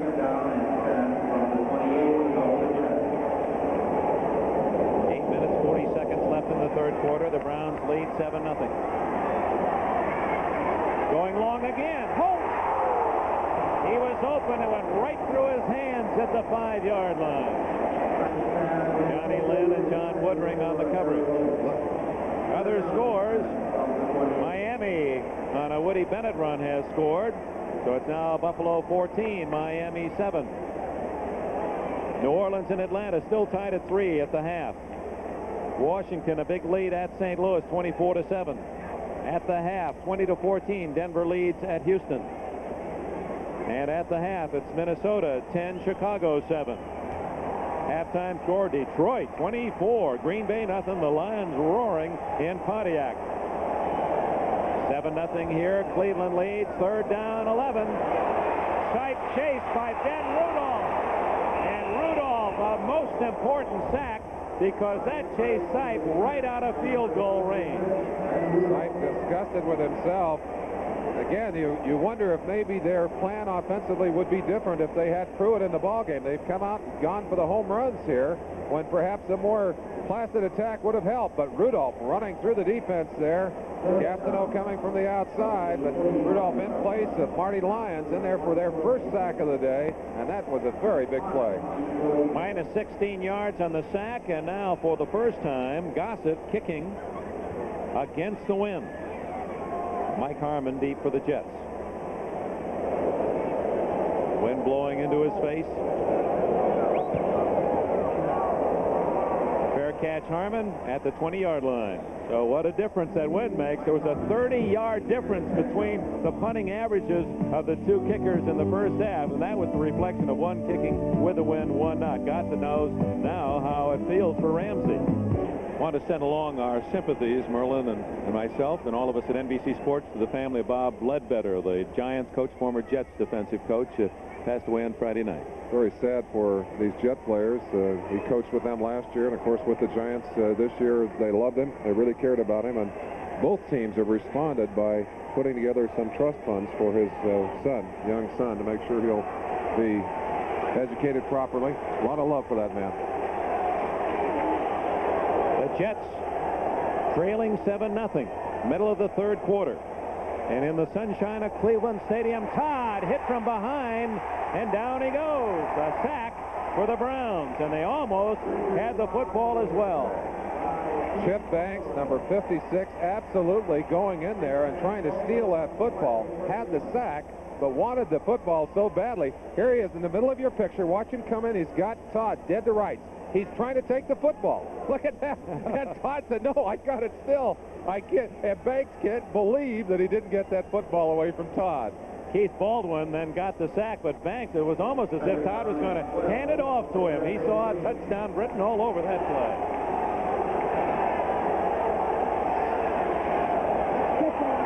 Not fooled a bit as Harper on the draw runs right into Clay Matthews, number 57. It'll be 3rd and 11. Clay Matthews on the other side. They are indeed bookending that defense, and time ticking off, half the quarter gone, and again the wind's such a strong factor in this ball game. Jets need to do something while they have that advantage here in the third quarter. 3rd down, 11. Game reminiscent, Merlin, of the one that we did in Shea Stadium against the Seahawks, where the Jets just couldn't seem to get anything serious going. Always a mistake or a problem.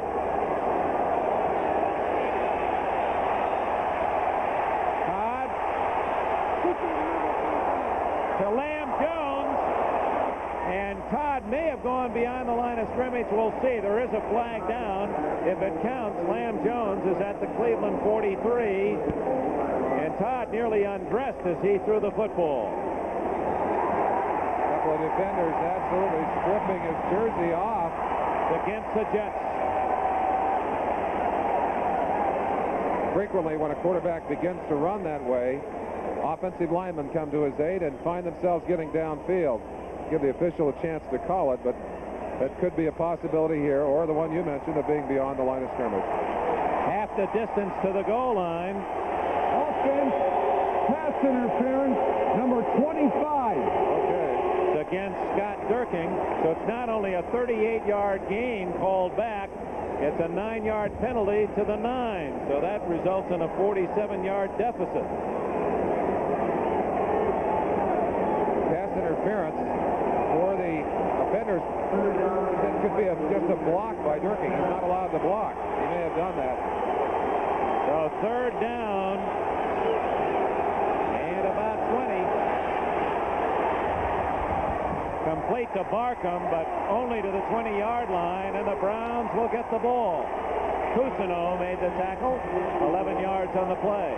And this crowd loves the defense here in Cleveland.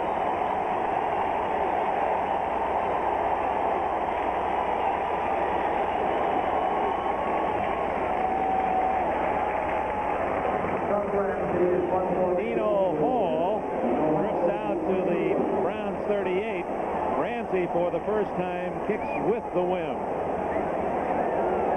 I bet he's pleased about that. He said this one's for average, and then he scuffs it. Takes a Jets bounce across the 40 and down to the 34-yard line. May have tried to overkick that one with a chance at healthy wind at his back. 45 yards on the punt, and we have a timeout. The gifted Chip Banks, 56, just moments ago. He was explaining to the rest of his teammates, you wouldn't believe it. I saw it on the scoreboard. I had a touchdown. It was right there. I knew it, too. Lamb Jones had a catch in a big game, called back because of the penalty, and now the Browns still protecting a 7-0 lead. Have it at their own 35. Boyce Green for 3 and a flag down. Lance Mel made the tackle. Now we've got word again from the locker room that Mike Pruitt, although injured and not seriously injured, will not be back at all in this ball game. And I said it earlier, Dick, I think it makes a big difference to what is being done offensively by the Browns, not having his presence on the field. Although they have tried here apparently to go back to the running game and try and eat some clock up, and certainly they'd like to get that wind at their back when they open up the offensive guns again. Don't see that penalty much anymore, thank goodness. Clipping. Yeah. Personal foul, illegal crackback on number 89. Well, actually a crackback, and that's a 15-yard penalty, not a 10. You heard Sipe say 15. Yes, on the personal foul, a chance for injury, and that's costly. Coming from the outside, those receivers can no longer cut down on the legs of the linebackers. And if you come in there and do that from behind, that is the 15-yard foul, and that's a good penalty to be calling. If it's happening on the field, you want to call it. Yeah, that can put a man out for his career. 25 yards for a first down for Sipe. Lots of time. Now he throws for Logan. What a catch! Oh, my!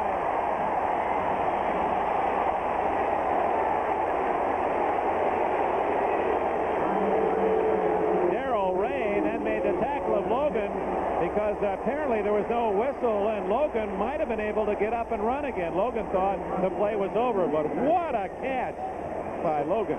Just an absolutely crazy play. Sipe is getting a rush finally up the middle by Rudolph, the only guy that's been in there all afternoon, it seems like. Unloads the football. Watch Logan go right over the top of Jackson, take the football away. Now the circus starts. Jackson thinks he knocked him down, and I believe he did. But there must not have been a whistle. Jackson's just standing there. Logan standing there decides to run. Now watch what happens. Here comes Darrell Ray and sticks him. Well, the Browns see that from upfield. Half of them ran down. That was going to be a bench-clearing brawl again. Boy, Logan, the former basketball star at Colorado, like going right over the top for the rebound. And a big 34-yard gain. Green and Darrell Ray, like a shot from his safety spot. The star from Oklahoma making the tackle. Little, if any, gain. Two big passes by Sipe, again, against the wind. And I've got to believe that playing in this stadium, he has a better feel for throwing into that wind than does Todd, although certainly Shea Stadium has its share of wind, but this is not Todd's home. Sipe is home here. Atlanta has taken the lead 10-3 against New Orleans in the third quarter. A Bartkowski to Bailey pass of 70 yards, and Washington's lead now at 31-7. Theismann to Walker, a 10-yard touchdown. Cleveland leads 7-0 in this one with 3.5 minutes left in the third quarter. Second down play. Boyce Green, and he gathers a crowd.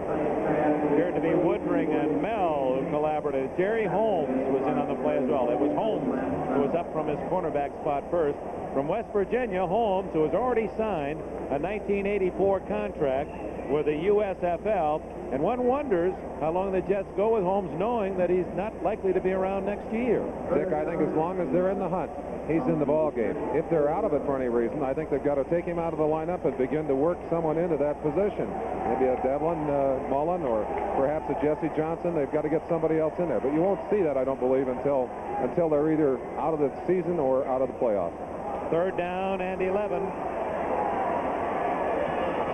And it's over the head of Jones on the near sidelines. Ray, or Johnny Lynn, just the defensive back with excellent coverage, and Joe Klecko applying pressure on Sipe. Cody Risen, big right tackle, one of the best players on the field, and you heard Sam talk about it earlier, talking about how important that matchup was between Rison and Gastineau. Look at Rison just sticking Gastineau on the line. He's getting help from Joe DeLaMoliere from the inside, and they put a special scheme together to keep Gastineau and Klecko out, and it's really working today. You saw it right there. They just pinned him on the line, didn't give him a chance to move. Into the wind, Gossett kicking to Harmon. Fair catch. Harmon at the 14-yard line. Not a bad kick at all, considering the circumstances. And we've got a little pushing and shoving going on after the play. Carver, a backup linebacker, gave Harmon a touch as he came down. 2 minutes, 36 seconds. Maybe the most important possession for the Jets in the entire game. Third quarter, and the wind advantage is running out on the Jets, who trail 7-0, and we do have a flag down. Officials haven't indicated what it is. A penalty obviously resulting from the scuffle. Willis Adams, one of the players involved, right there in the middle of your screen, finally getting a chance to play. Maybe Ben Dreit can sort it out. Personal foul. Oh, it goes against the Jets. So the Jets, their own worst enemy, will have to start this series from their own 8-yard line, between the 7 and 8. Terry Roughness, New York 57. John Woodring is ticketed. So Todd, trailing 7-0. He's saying in that huddle, hey, you fellas, how about coming up with one of those great catches? The Browns have come up with 2 unbelievable receptions, one for the game's only touchdown. Watching the Jets offense, because of his penalty, they start from just outside the 7-yard line. Crutchfield being chased by Matthews, and he almost ran away from everyone. Finally knocked out of bounds by Clint Burrell at the 18-yard line. This appears to be good enough for a first down for Crutchfield, who has had a good day, 74 yards. Added to his 254 coming in. He's in the top 20 in the NFL. We said it early that the Jets have not had trouble moving the ball against the Browns. They've been able to do that rather easily. What they've had trouble doing is getting it into the end zone, getting the points. They move down the field, and either they stop themselves or they end up running into problems, and they need to get some points on the board. With the exception of the wind, a beautiful fall day in Cleveland, 60 degrees, the sun now shining. Wind at the back of Todd. He stays on the ground. Crutchfield. And again, he buys a couple of more yards after the initial hit. Rod Perry, the former Ram, number 40, finally got him out of bounds. But Crutchfield with 3 more yards. It's 2nd and 7. Trying to probe the right side. Gets some work in there. Whitwell still out of the ball game. Perry getting some playing time and has not seen that much playing time this season. Benny Ricardo, his second field goal, makes it 13-7 Minnesota at Soldier Field, Chicago. Here Cleveland scoring the only touchdown, a 32-yard pass from Sipe to Bobby Jones, a spectacular catch by Jones, and that's the story. And we're running out of time in the third quarter. Todd, the receivers well covered. Now he finds Schuler, and a first down at the 32. Whitwell and Cousineau wrestle Schuler down after an 11-yard gain. Well, next week, Merlin will be at Chase Stadium in New York to see the rematch. Miami and the Jets rematch of the game in the playoffs, and the Jets have been waiting for that one. New Orleans and Atlanta, it's the Falcons leading 10-6. Anderson field goal, 27 yards. 32-yard line with 1:45 left in the third quarter. The Jets trail 7-0. Crutchfield. And they run right, run right, run right. Rarely have the Jets run to the left side in this game, as Crutchfield behind Alexander and Powell gains a couple. Golick made the tackle, and we pause briefly for station identification. This is the NBC Television Network. You're watching WKYC TV3 in Cleveland. Dick Enberg, Merlin Olsen, welcome to Cleveland Stadium. A sellout crowd on its feet to cheer the game's only touchdown. Bobby Jones diving reception of a 32-yard pass from Brian Sipe in the final seconds of the first half, and that is this story, 7-0 with 1 minute left in the third quarter. The Jets have it, second down and 7 at their own 36, and a whistle. May have taken too much time. I believe that's what it was, indeed, too much time. And Cleveland came into this game as the most penalized team in all of football, but it's been Jets penalties more than anything, that, along with the turnovers, that have hurt them today. You talked about their running right, Dick. They're having trouble going to their left. Pellegrini is hurt. Pellegrini, of course, is in there for Stan Waldemar, who also went down. Chris Ward has been nursing a sore knee, so you've got 2 injuries on the left side of that line. It's no wonder they're going onto the right side. It's interesting that Todd has missed on only 3 passes today. He's 12 for 15, but his total yardage is only 85. Just has not been able to get deep against the Browns defense and needs to get deep here. But goes short to Harper, incomplete.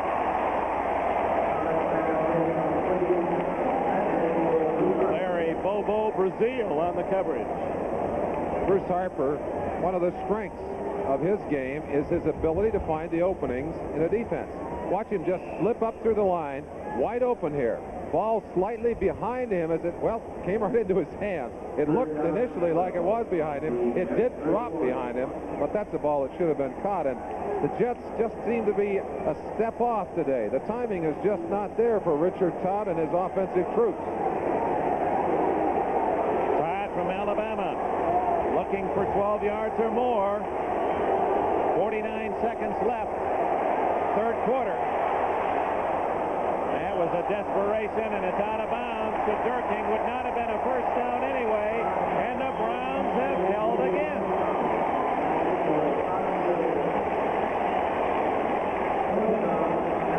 Only 43 seconds left in this half. The Browns are going to have the lead and the football and the win in this fourth quarter. 43 seconds left, and Joe Walton not at all happy, as Todd can't seem to find an open man. Ramsey in a crowd. Dino Hall is tripped up at the 35-yard line. Coverage downfield by Johnny Lynn of the Jets. 36-yard punt with the win. No return, and we have a timeout. The Browns with the ball and the lead.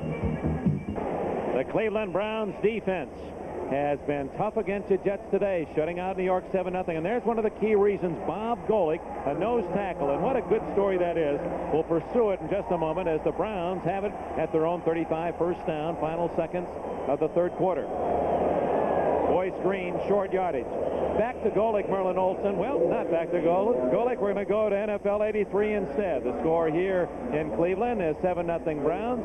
Now to NFL 83. All right, thank you, Dick Enberg. In the Orange Bowl, Dan Marino out of the shotgun, shaking off his tough first half. Here he goes to Mark Duper.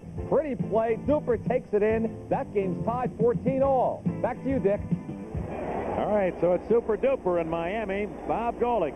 He was a linebacker at Notre Dame, drafted high by Buffalo, couldn't make it, and someone in the Browns saw his potential as a nose tackle, switched him to nose tackle. He's now the leader of the defense. Golick.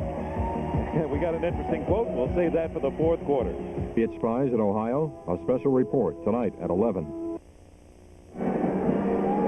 Lake Erie out beyond the open end of Cleveland Stadium. The wind whipping into the closed end, and that is the closed end to which the Cleveland Browns are driving.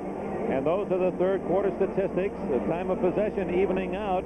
But again, the Browns outgaining the Jets, who have only 76 yards passing for Richard Todd. Todd has been very accurate, but short passes. The longest completion, 11 yards today.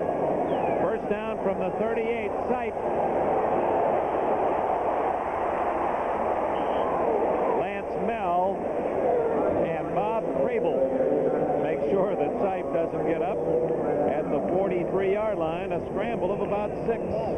Let's remind those viewers who may have just tuned in that they're not seeing Mike Pruitt, big fullback, who would certainly be utilized in this situation, because I've got to believe that Larry Weaver, as much as he likes to throw the football, would rather keep it on the ground here and eat the clock up. But he doesn't have his big weapon, Mike Pruitt.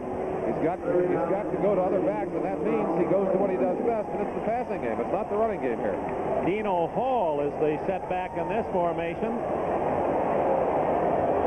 attempts to pass, and it has ruled a catch at the 50. They're ruling that Hall was knocked out of bounds by the Jet tackler, Lance Mel. That's an interesting rule, but basically what the rule says, Dick, is if you are in the air and the defender would have come down in bounds and the defender knocks you out. Here it is right here. You see he's in the air, defender knocking him out of bounds. I believe his feet got down anyway, even without the rule, but clearly he would have come down in bounds had he not been knocked by the defender out of bounds. Less than a minute gone in the fourth quarter. The Browns at the 50-yard line have a 7-0 lead over the Jets. Under pressure, and Sipe seeing Mel and Buttle. It was Buttle getting there first, and Sipe wisely just tucked it away to prevent the fumble. A couple of things happening in the game. The offensive line for the Cleveland Browns has been so effective in shutting down the rush that the New York Jets have had to go to the blitz to get pressure on Sipe.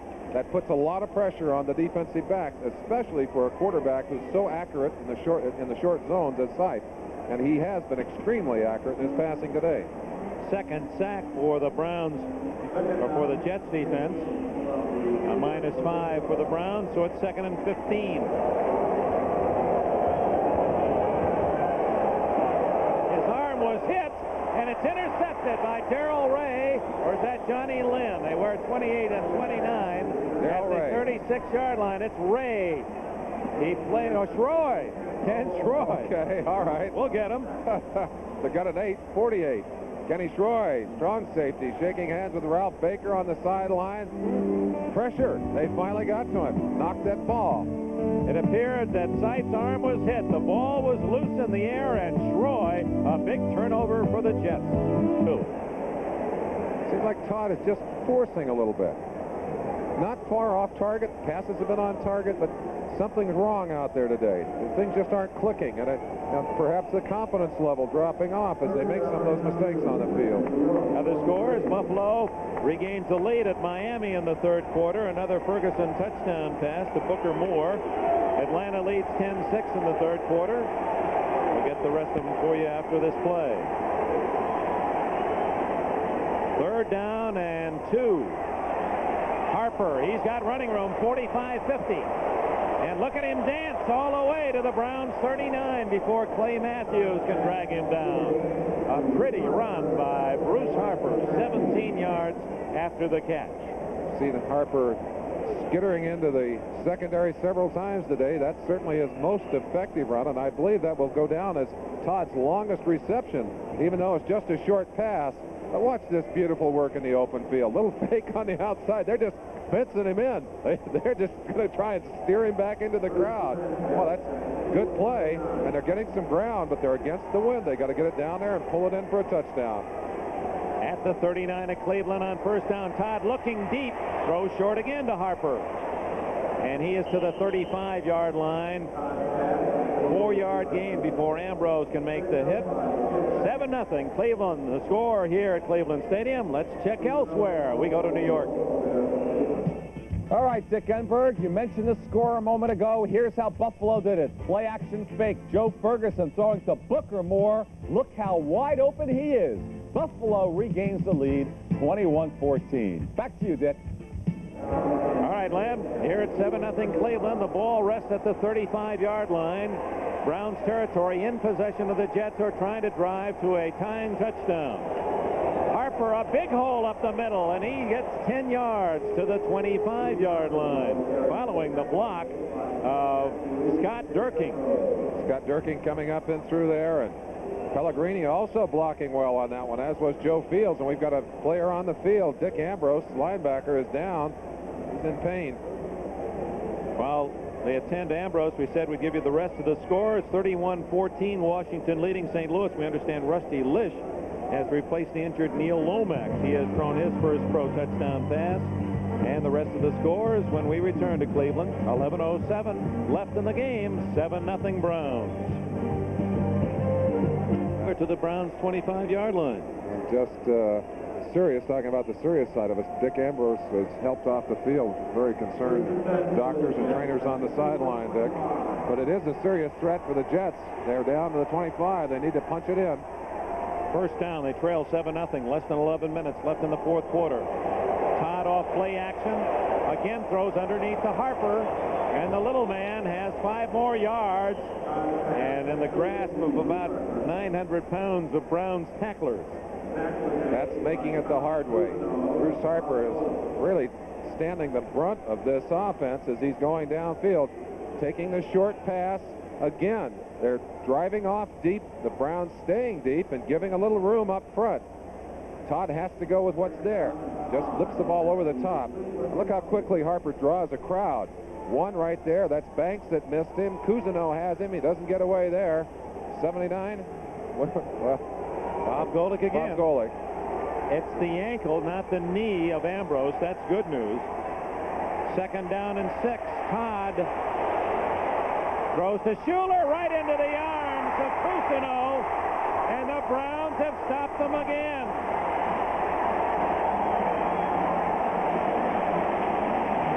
Cousineau. Schuler was wide open. The ball went right through his hands, and Todd can't believe it. Todd running to his right, flips a simple pass right into the hands of Schuler. Schuler goes up. It looks like he looked it into his hands. Slipped right through. Great reactions by Cousineau. He just slipped it into his pocket and comes upfield.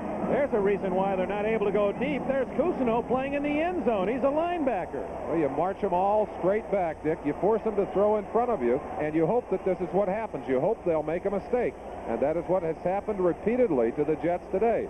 They drive down the field, they get down into scoring position, and they make a mistake. Well, they may be running out of chances with 9:52 left in the game, and the Browns 7-0 lead, and they have the wind.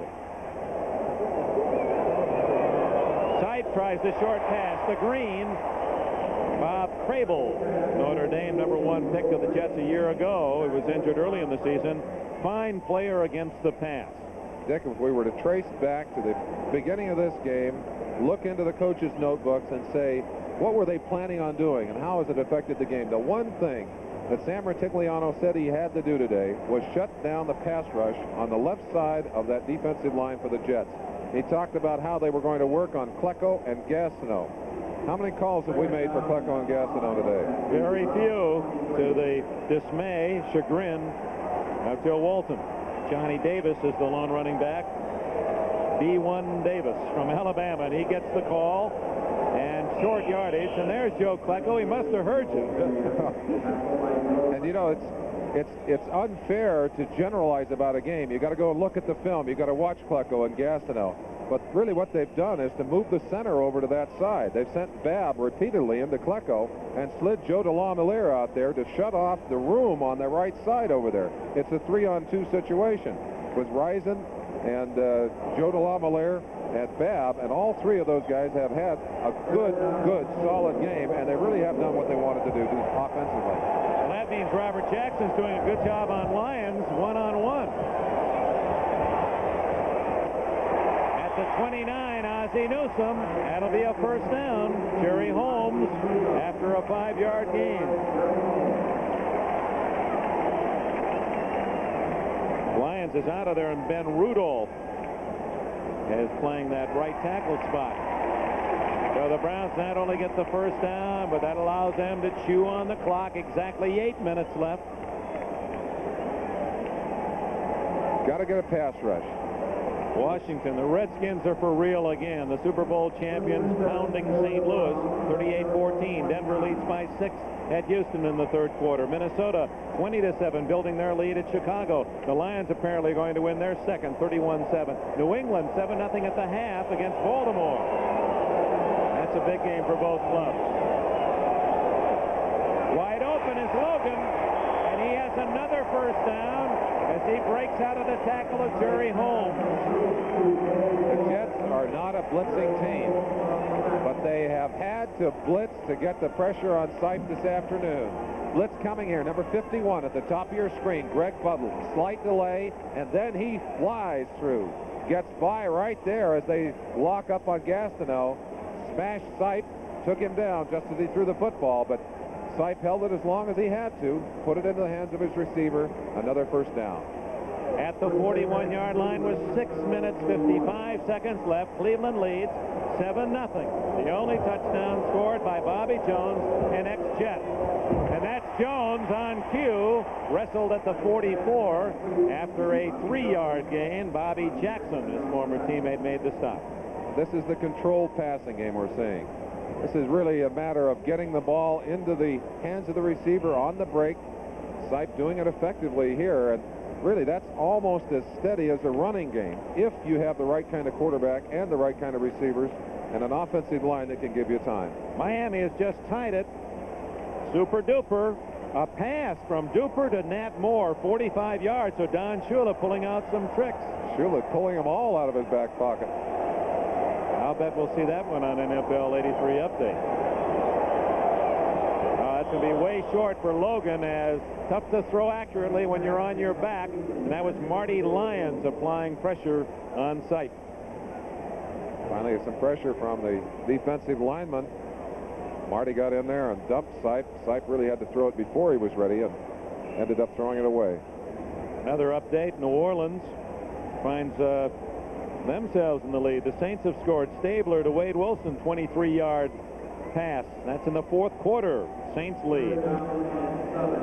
Both these teams trying to stay in first place, or at least a share of first place in their respective divisions. Each with a 3-2 record starting, each with a share of first in their division. And the Browns lead 7-0. Big third down.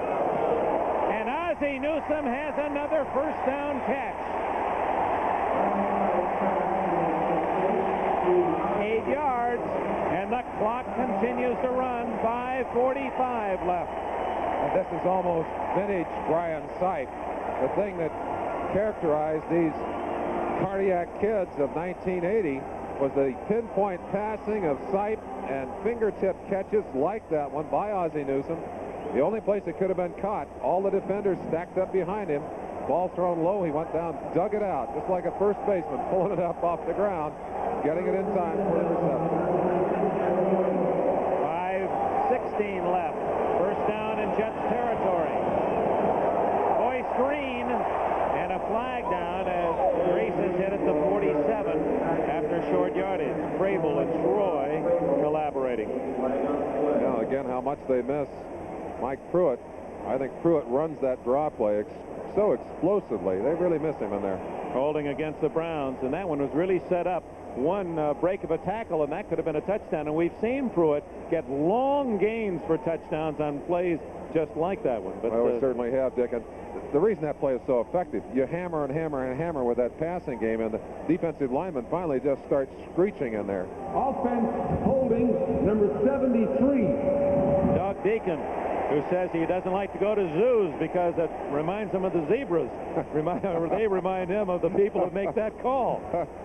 Well, it's too true that the offensive linemen unfortunately don't get their share of name calling, or they're having their names called unless they're being penalized. We have something good to say about Doug Deacon right after this play. Something the other players have honored him with. First and 20, and Greg Buttle. That's no fumble. The play has been whistled dead as Buttle shot through, apparently untouched, the third Jet sack. They've had to go to the Red Dog to stop Sipe. So it'll be second down and plenty for the Browns when we return. Now let's go to NFL 83. All right, Dick Enberg, here's the play of the day. Moments ago in the Orange Bowl, the Dolphins trailing by 7. Rookie wide receiver Mark Clayton throws the pass to a shocked Buffalo defense. Mark Duper, his second touchdown. They're tied at 21. Back to Cleveland. And the Browns facing second down and 29. And again, pressure and a whistle. And we may have had movement, or may have been the 32nd violation, delay of game. And you hear the Boo Birds out here. They had 2 penalties for delay of game last week. Or actually, had to call 2 timeouts. That's a false start on the quarterback. Actually gave delay of game signal and a false start on the quarterback. So either way, it's 5 yards and doesn't make Rutigliano happy. Back to Doug Deacon, because I want to finish this. We do often only talk about linemen when they're penalized. 73 Deacon of the Cleveland Browns was named last year to the Whizzer White Award, and that's to the man who contributes most to his team, his community, and his country. Deacon has traditionally been so free in giving of his time to any worthy cause. He's a heck of a man. He certainly is. I had a chance to have dinner last night with Gene Hickerson, a great all-pro guard from Cleveland, a good friend of Doug's, talking about all the things he does in this community for kids and charitable agencies. Second down and 34, and Green on the draw gets a lot of it back all the way to the 40. Troy tripping him up. 12 yards on the carry, but third down and 22 facing Sipe. Again, the blitz coming from the New York Jets.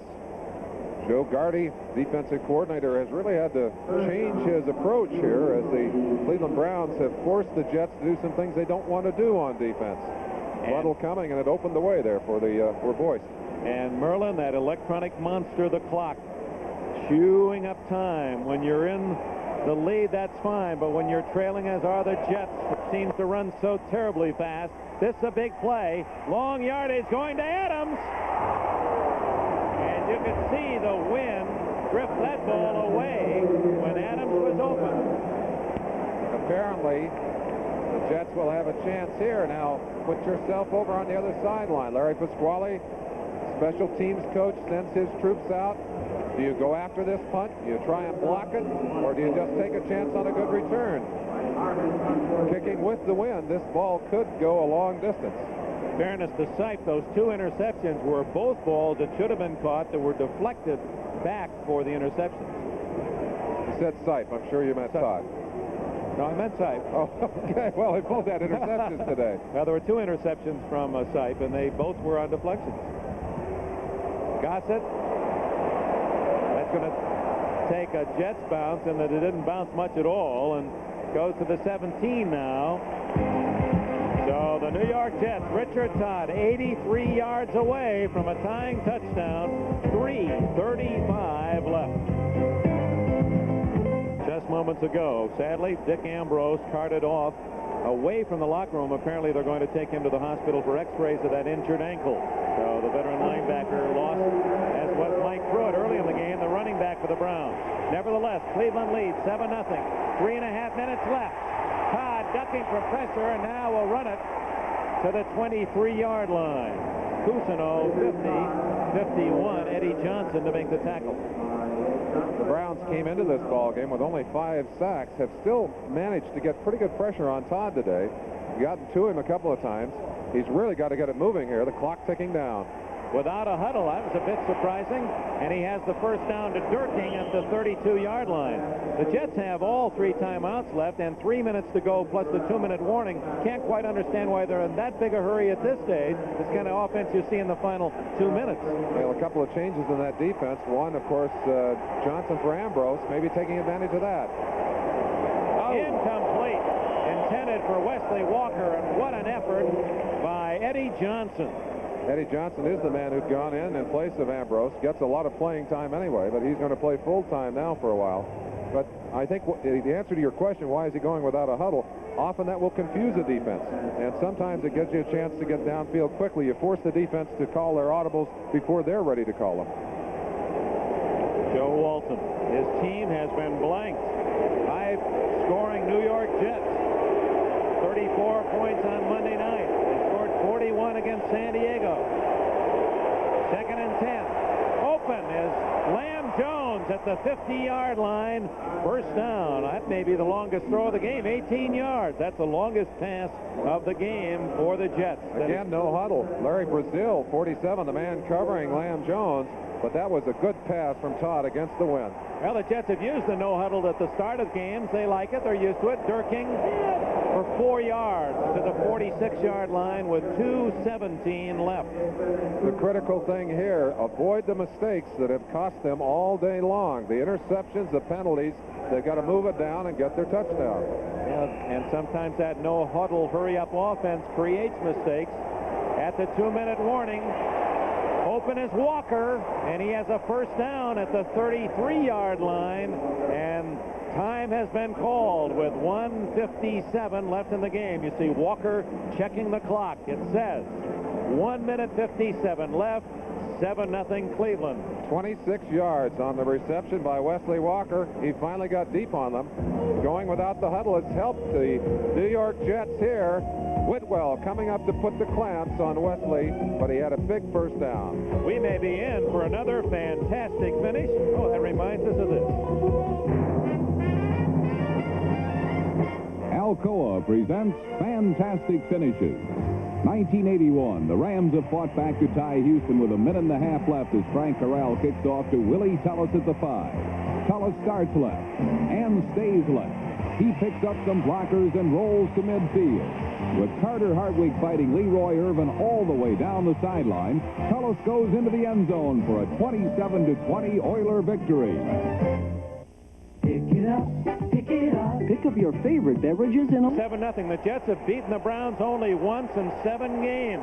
And that was the last time they met, 14-13, here 2 years ago.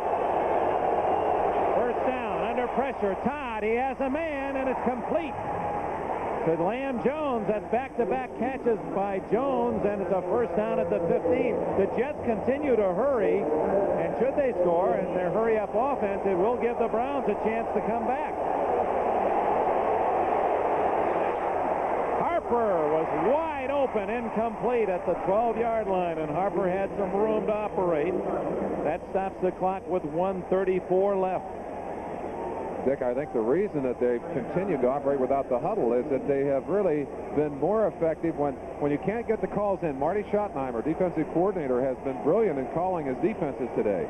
And I think what they were hoping is that they would force the calls to be made on the field instead of allowing Schottenheimer to counter from the sideline. You saw Derek Gaffney sent in from the sidelines with the play. Richard Todd trying to get the Jets in the end zone to tie the game, and this crowd comes to life.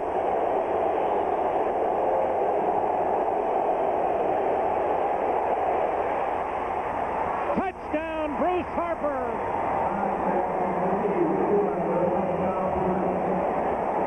You can't throw the ball into the wind better than that. Harper running a deep post or deep out, and that ball right in his lap.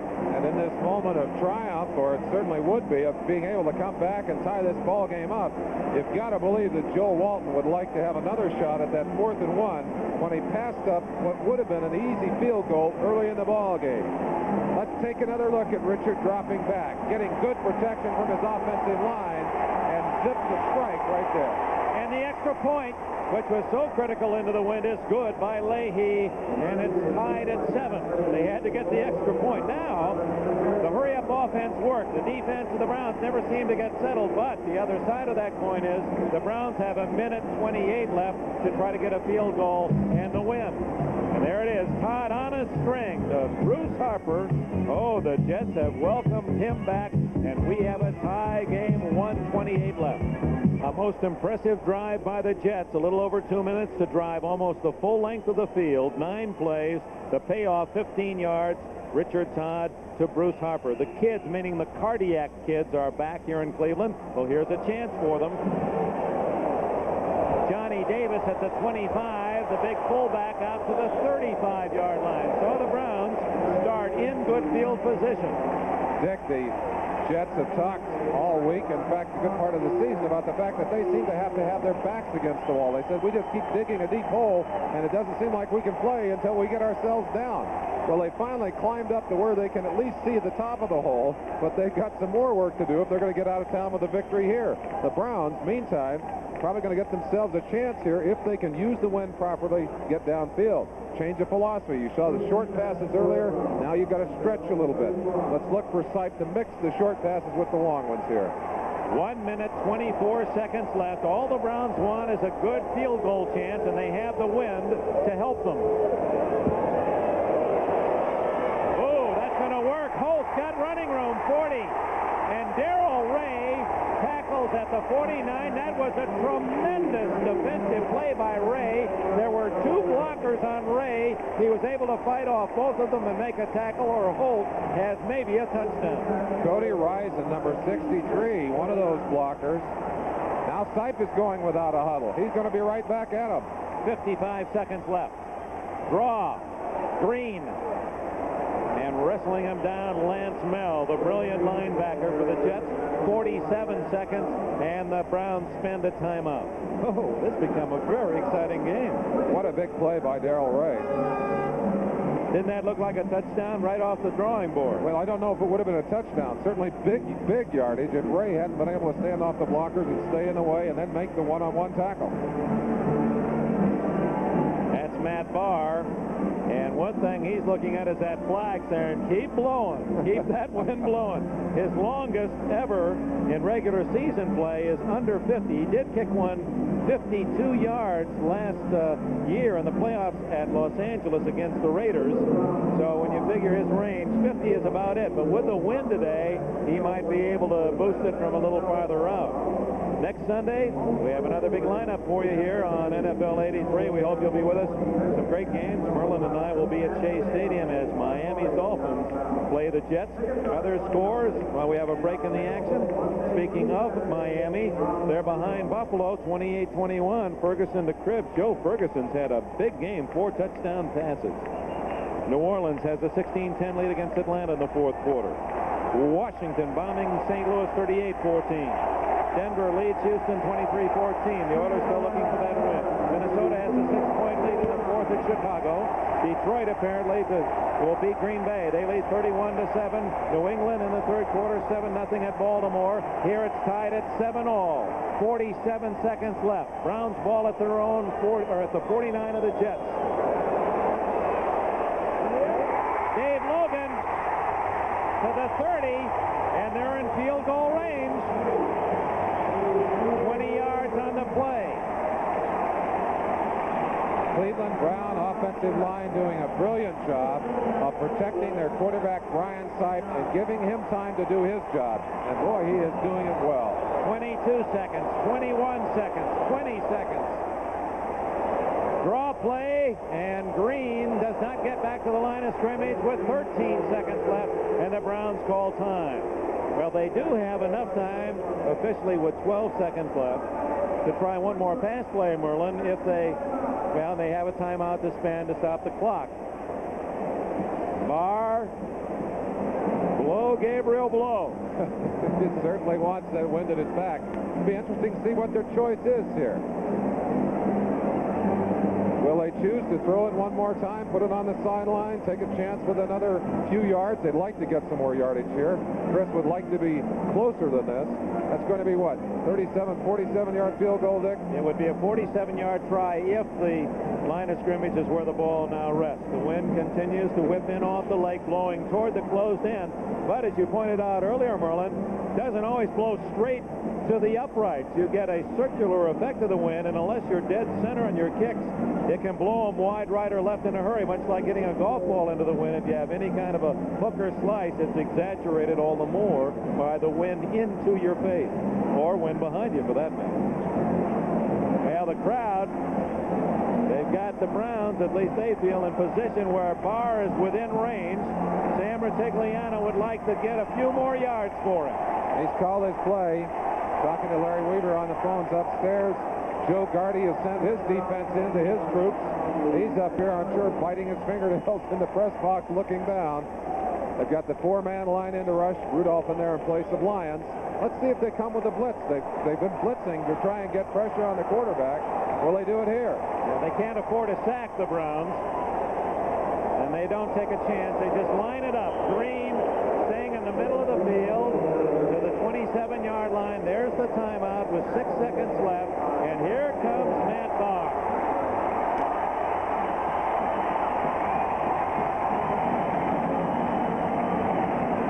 It will be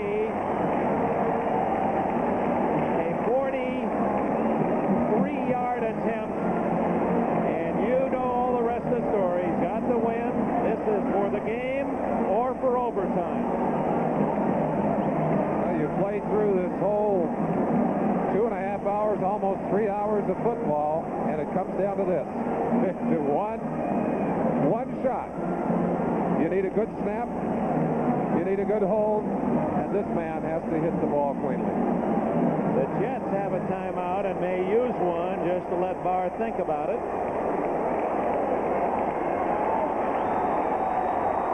Let's see if Klecko uses the timeout. Crowd on its feet. 44 yards out of McDonald's hold.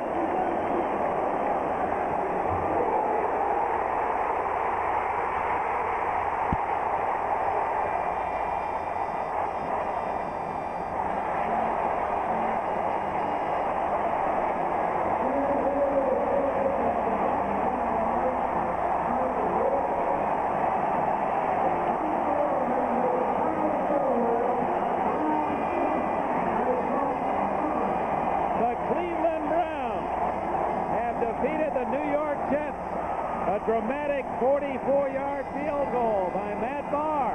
The Browns stay in first place. The Jets are 3-3.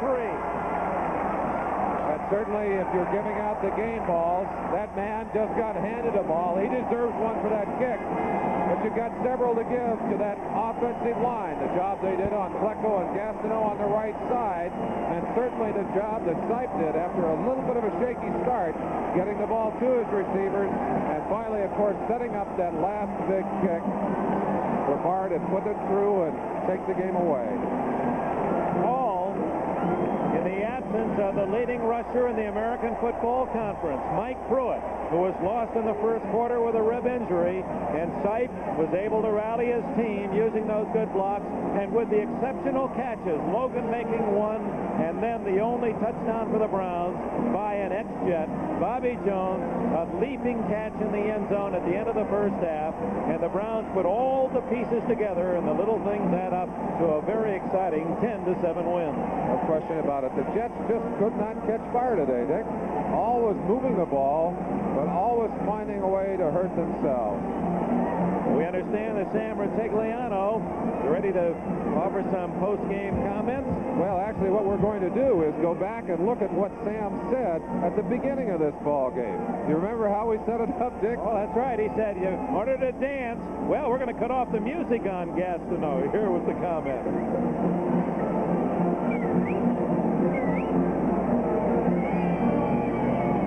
Everybody knows that it's going to be a great matchup between Gastineau and Cody Rising. But you and I both know it takes two to tango, and hopefully Cody Rising will cut the music off and have Mark Gastineau walking to the Tennessee Waltz. What an old friend I have. Well, come on. Come on now, guys. I'd say it doesn't boil down to two people, but Cody Rising deserves to take a bow. He did indeed play a brilliant game. And the Cleveland Browns, you say, well, what was wrong with the Jets offense? The Cleveland Browns, their defensive scheme had to be well planned and well executed. Marty Schottenheimer and his troops did a fine job. Banks, a big game from Banks, some big plays. You go back and look at a couple of critical plays. That 4th and 1 early in the game when Walton decided to go for it. Banks shot through and took Augustiniak down. Or was it Durking? One of the two, running outside left. Banks came through later with some big plays, as did the other linebackers. But an exciting ball game for us, Dick. And we want to thank our help in the booth, Messrs. Betchel and Halvin, old Joel Costanza, Bravish Schlick, and Slingshot Schneiderman. Final score, Cleveland 10, the Jets 7. The executive producer of NBC Sports, Michael Weissman, coordinating producer.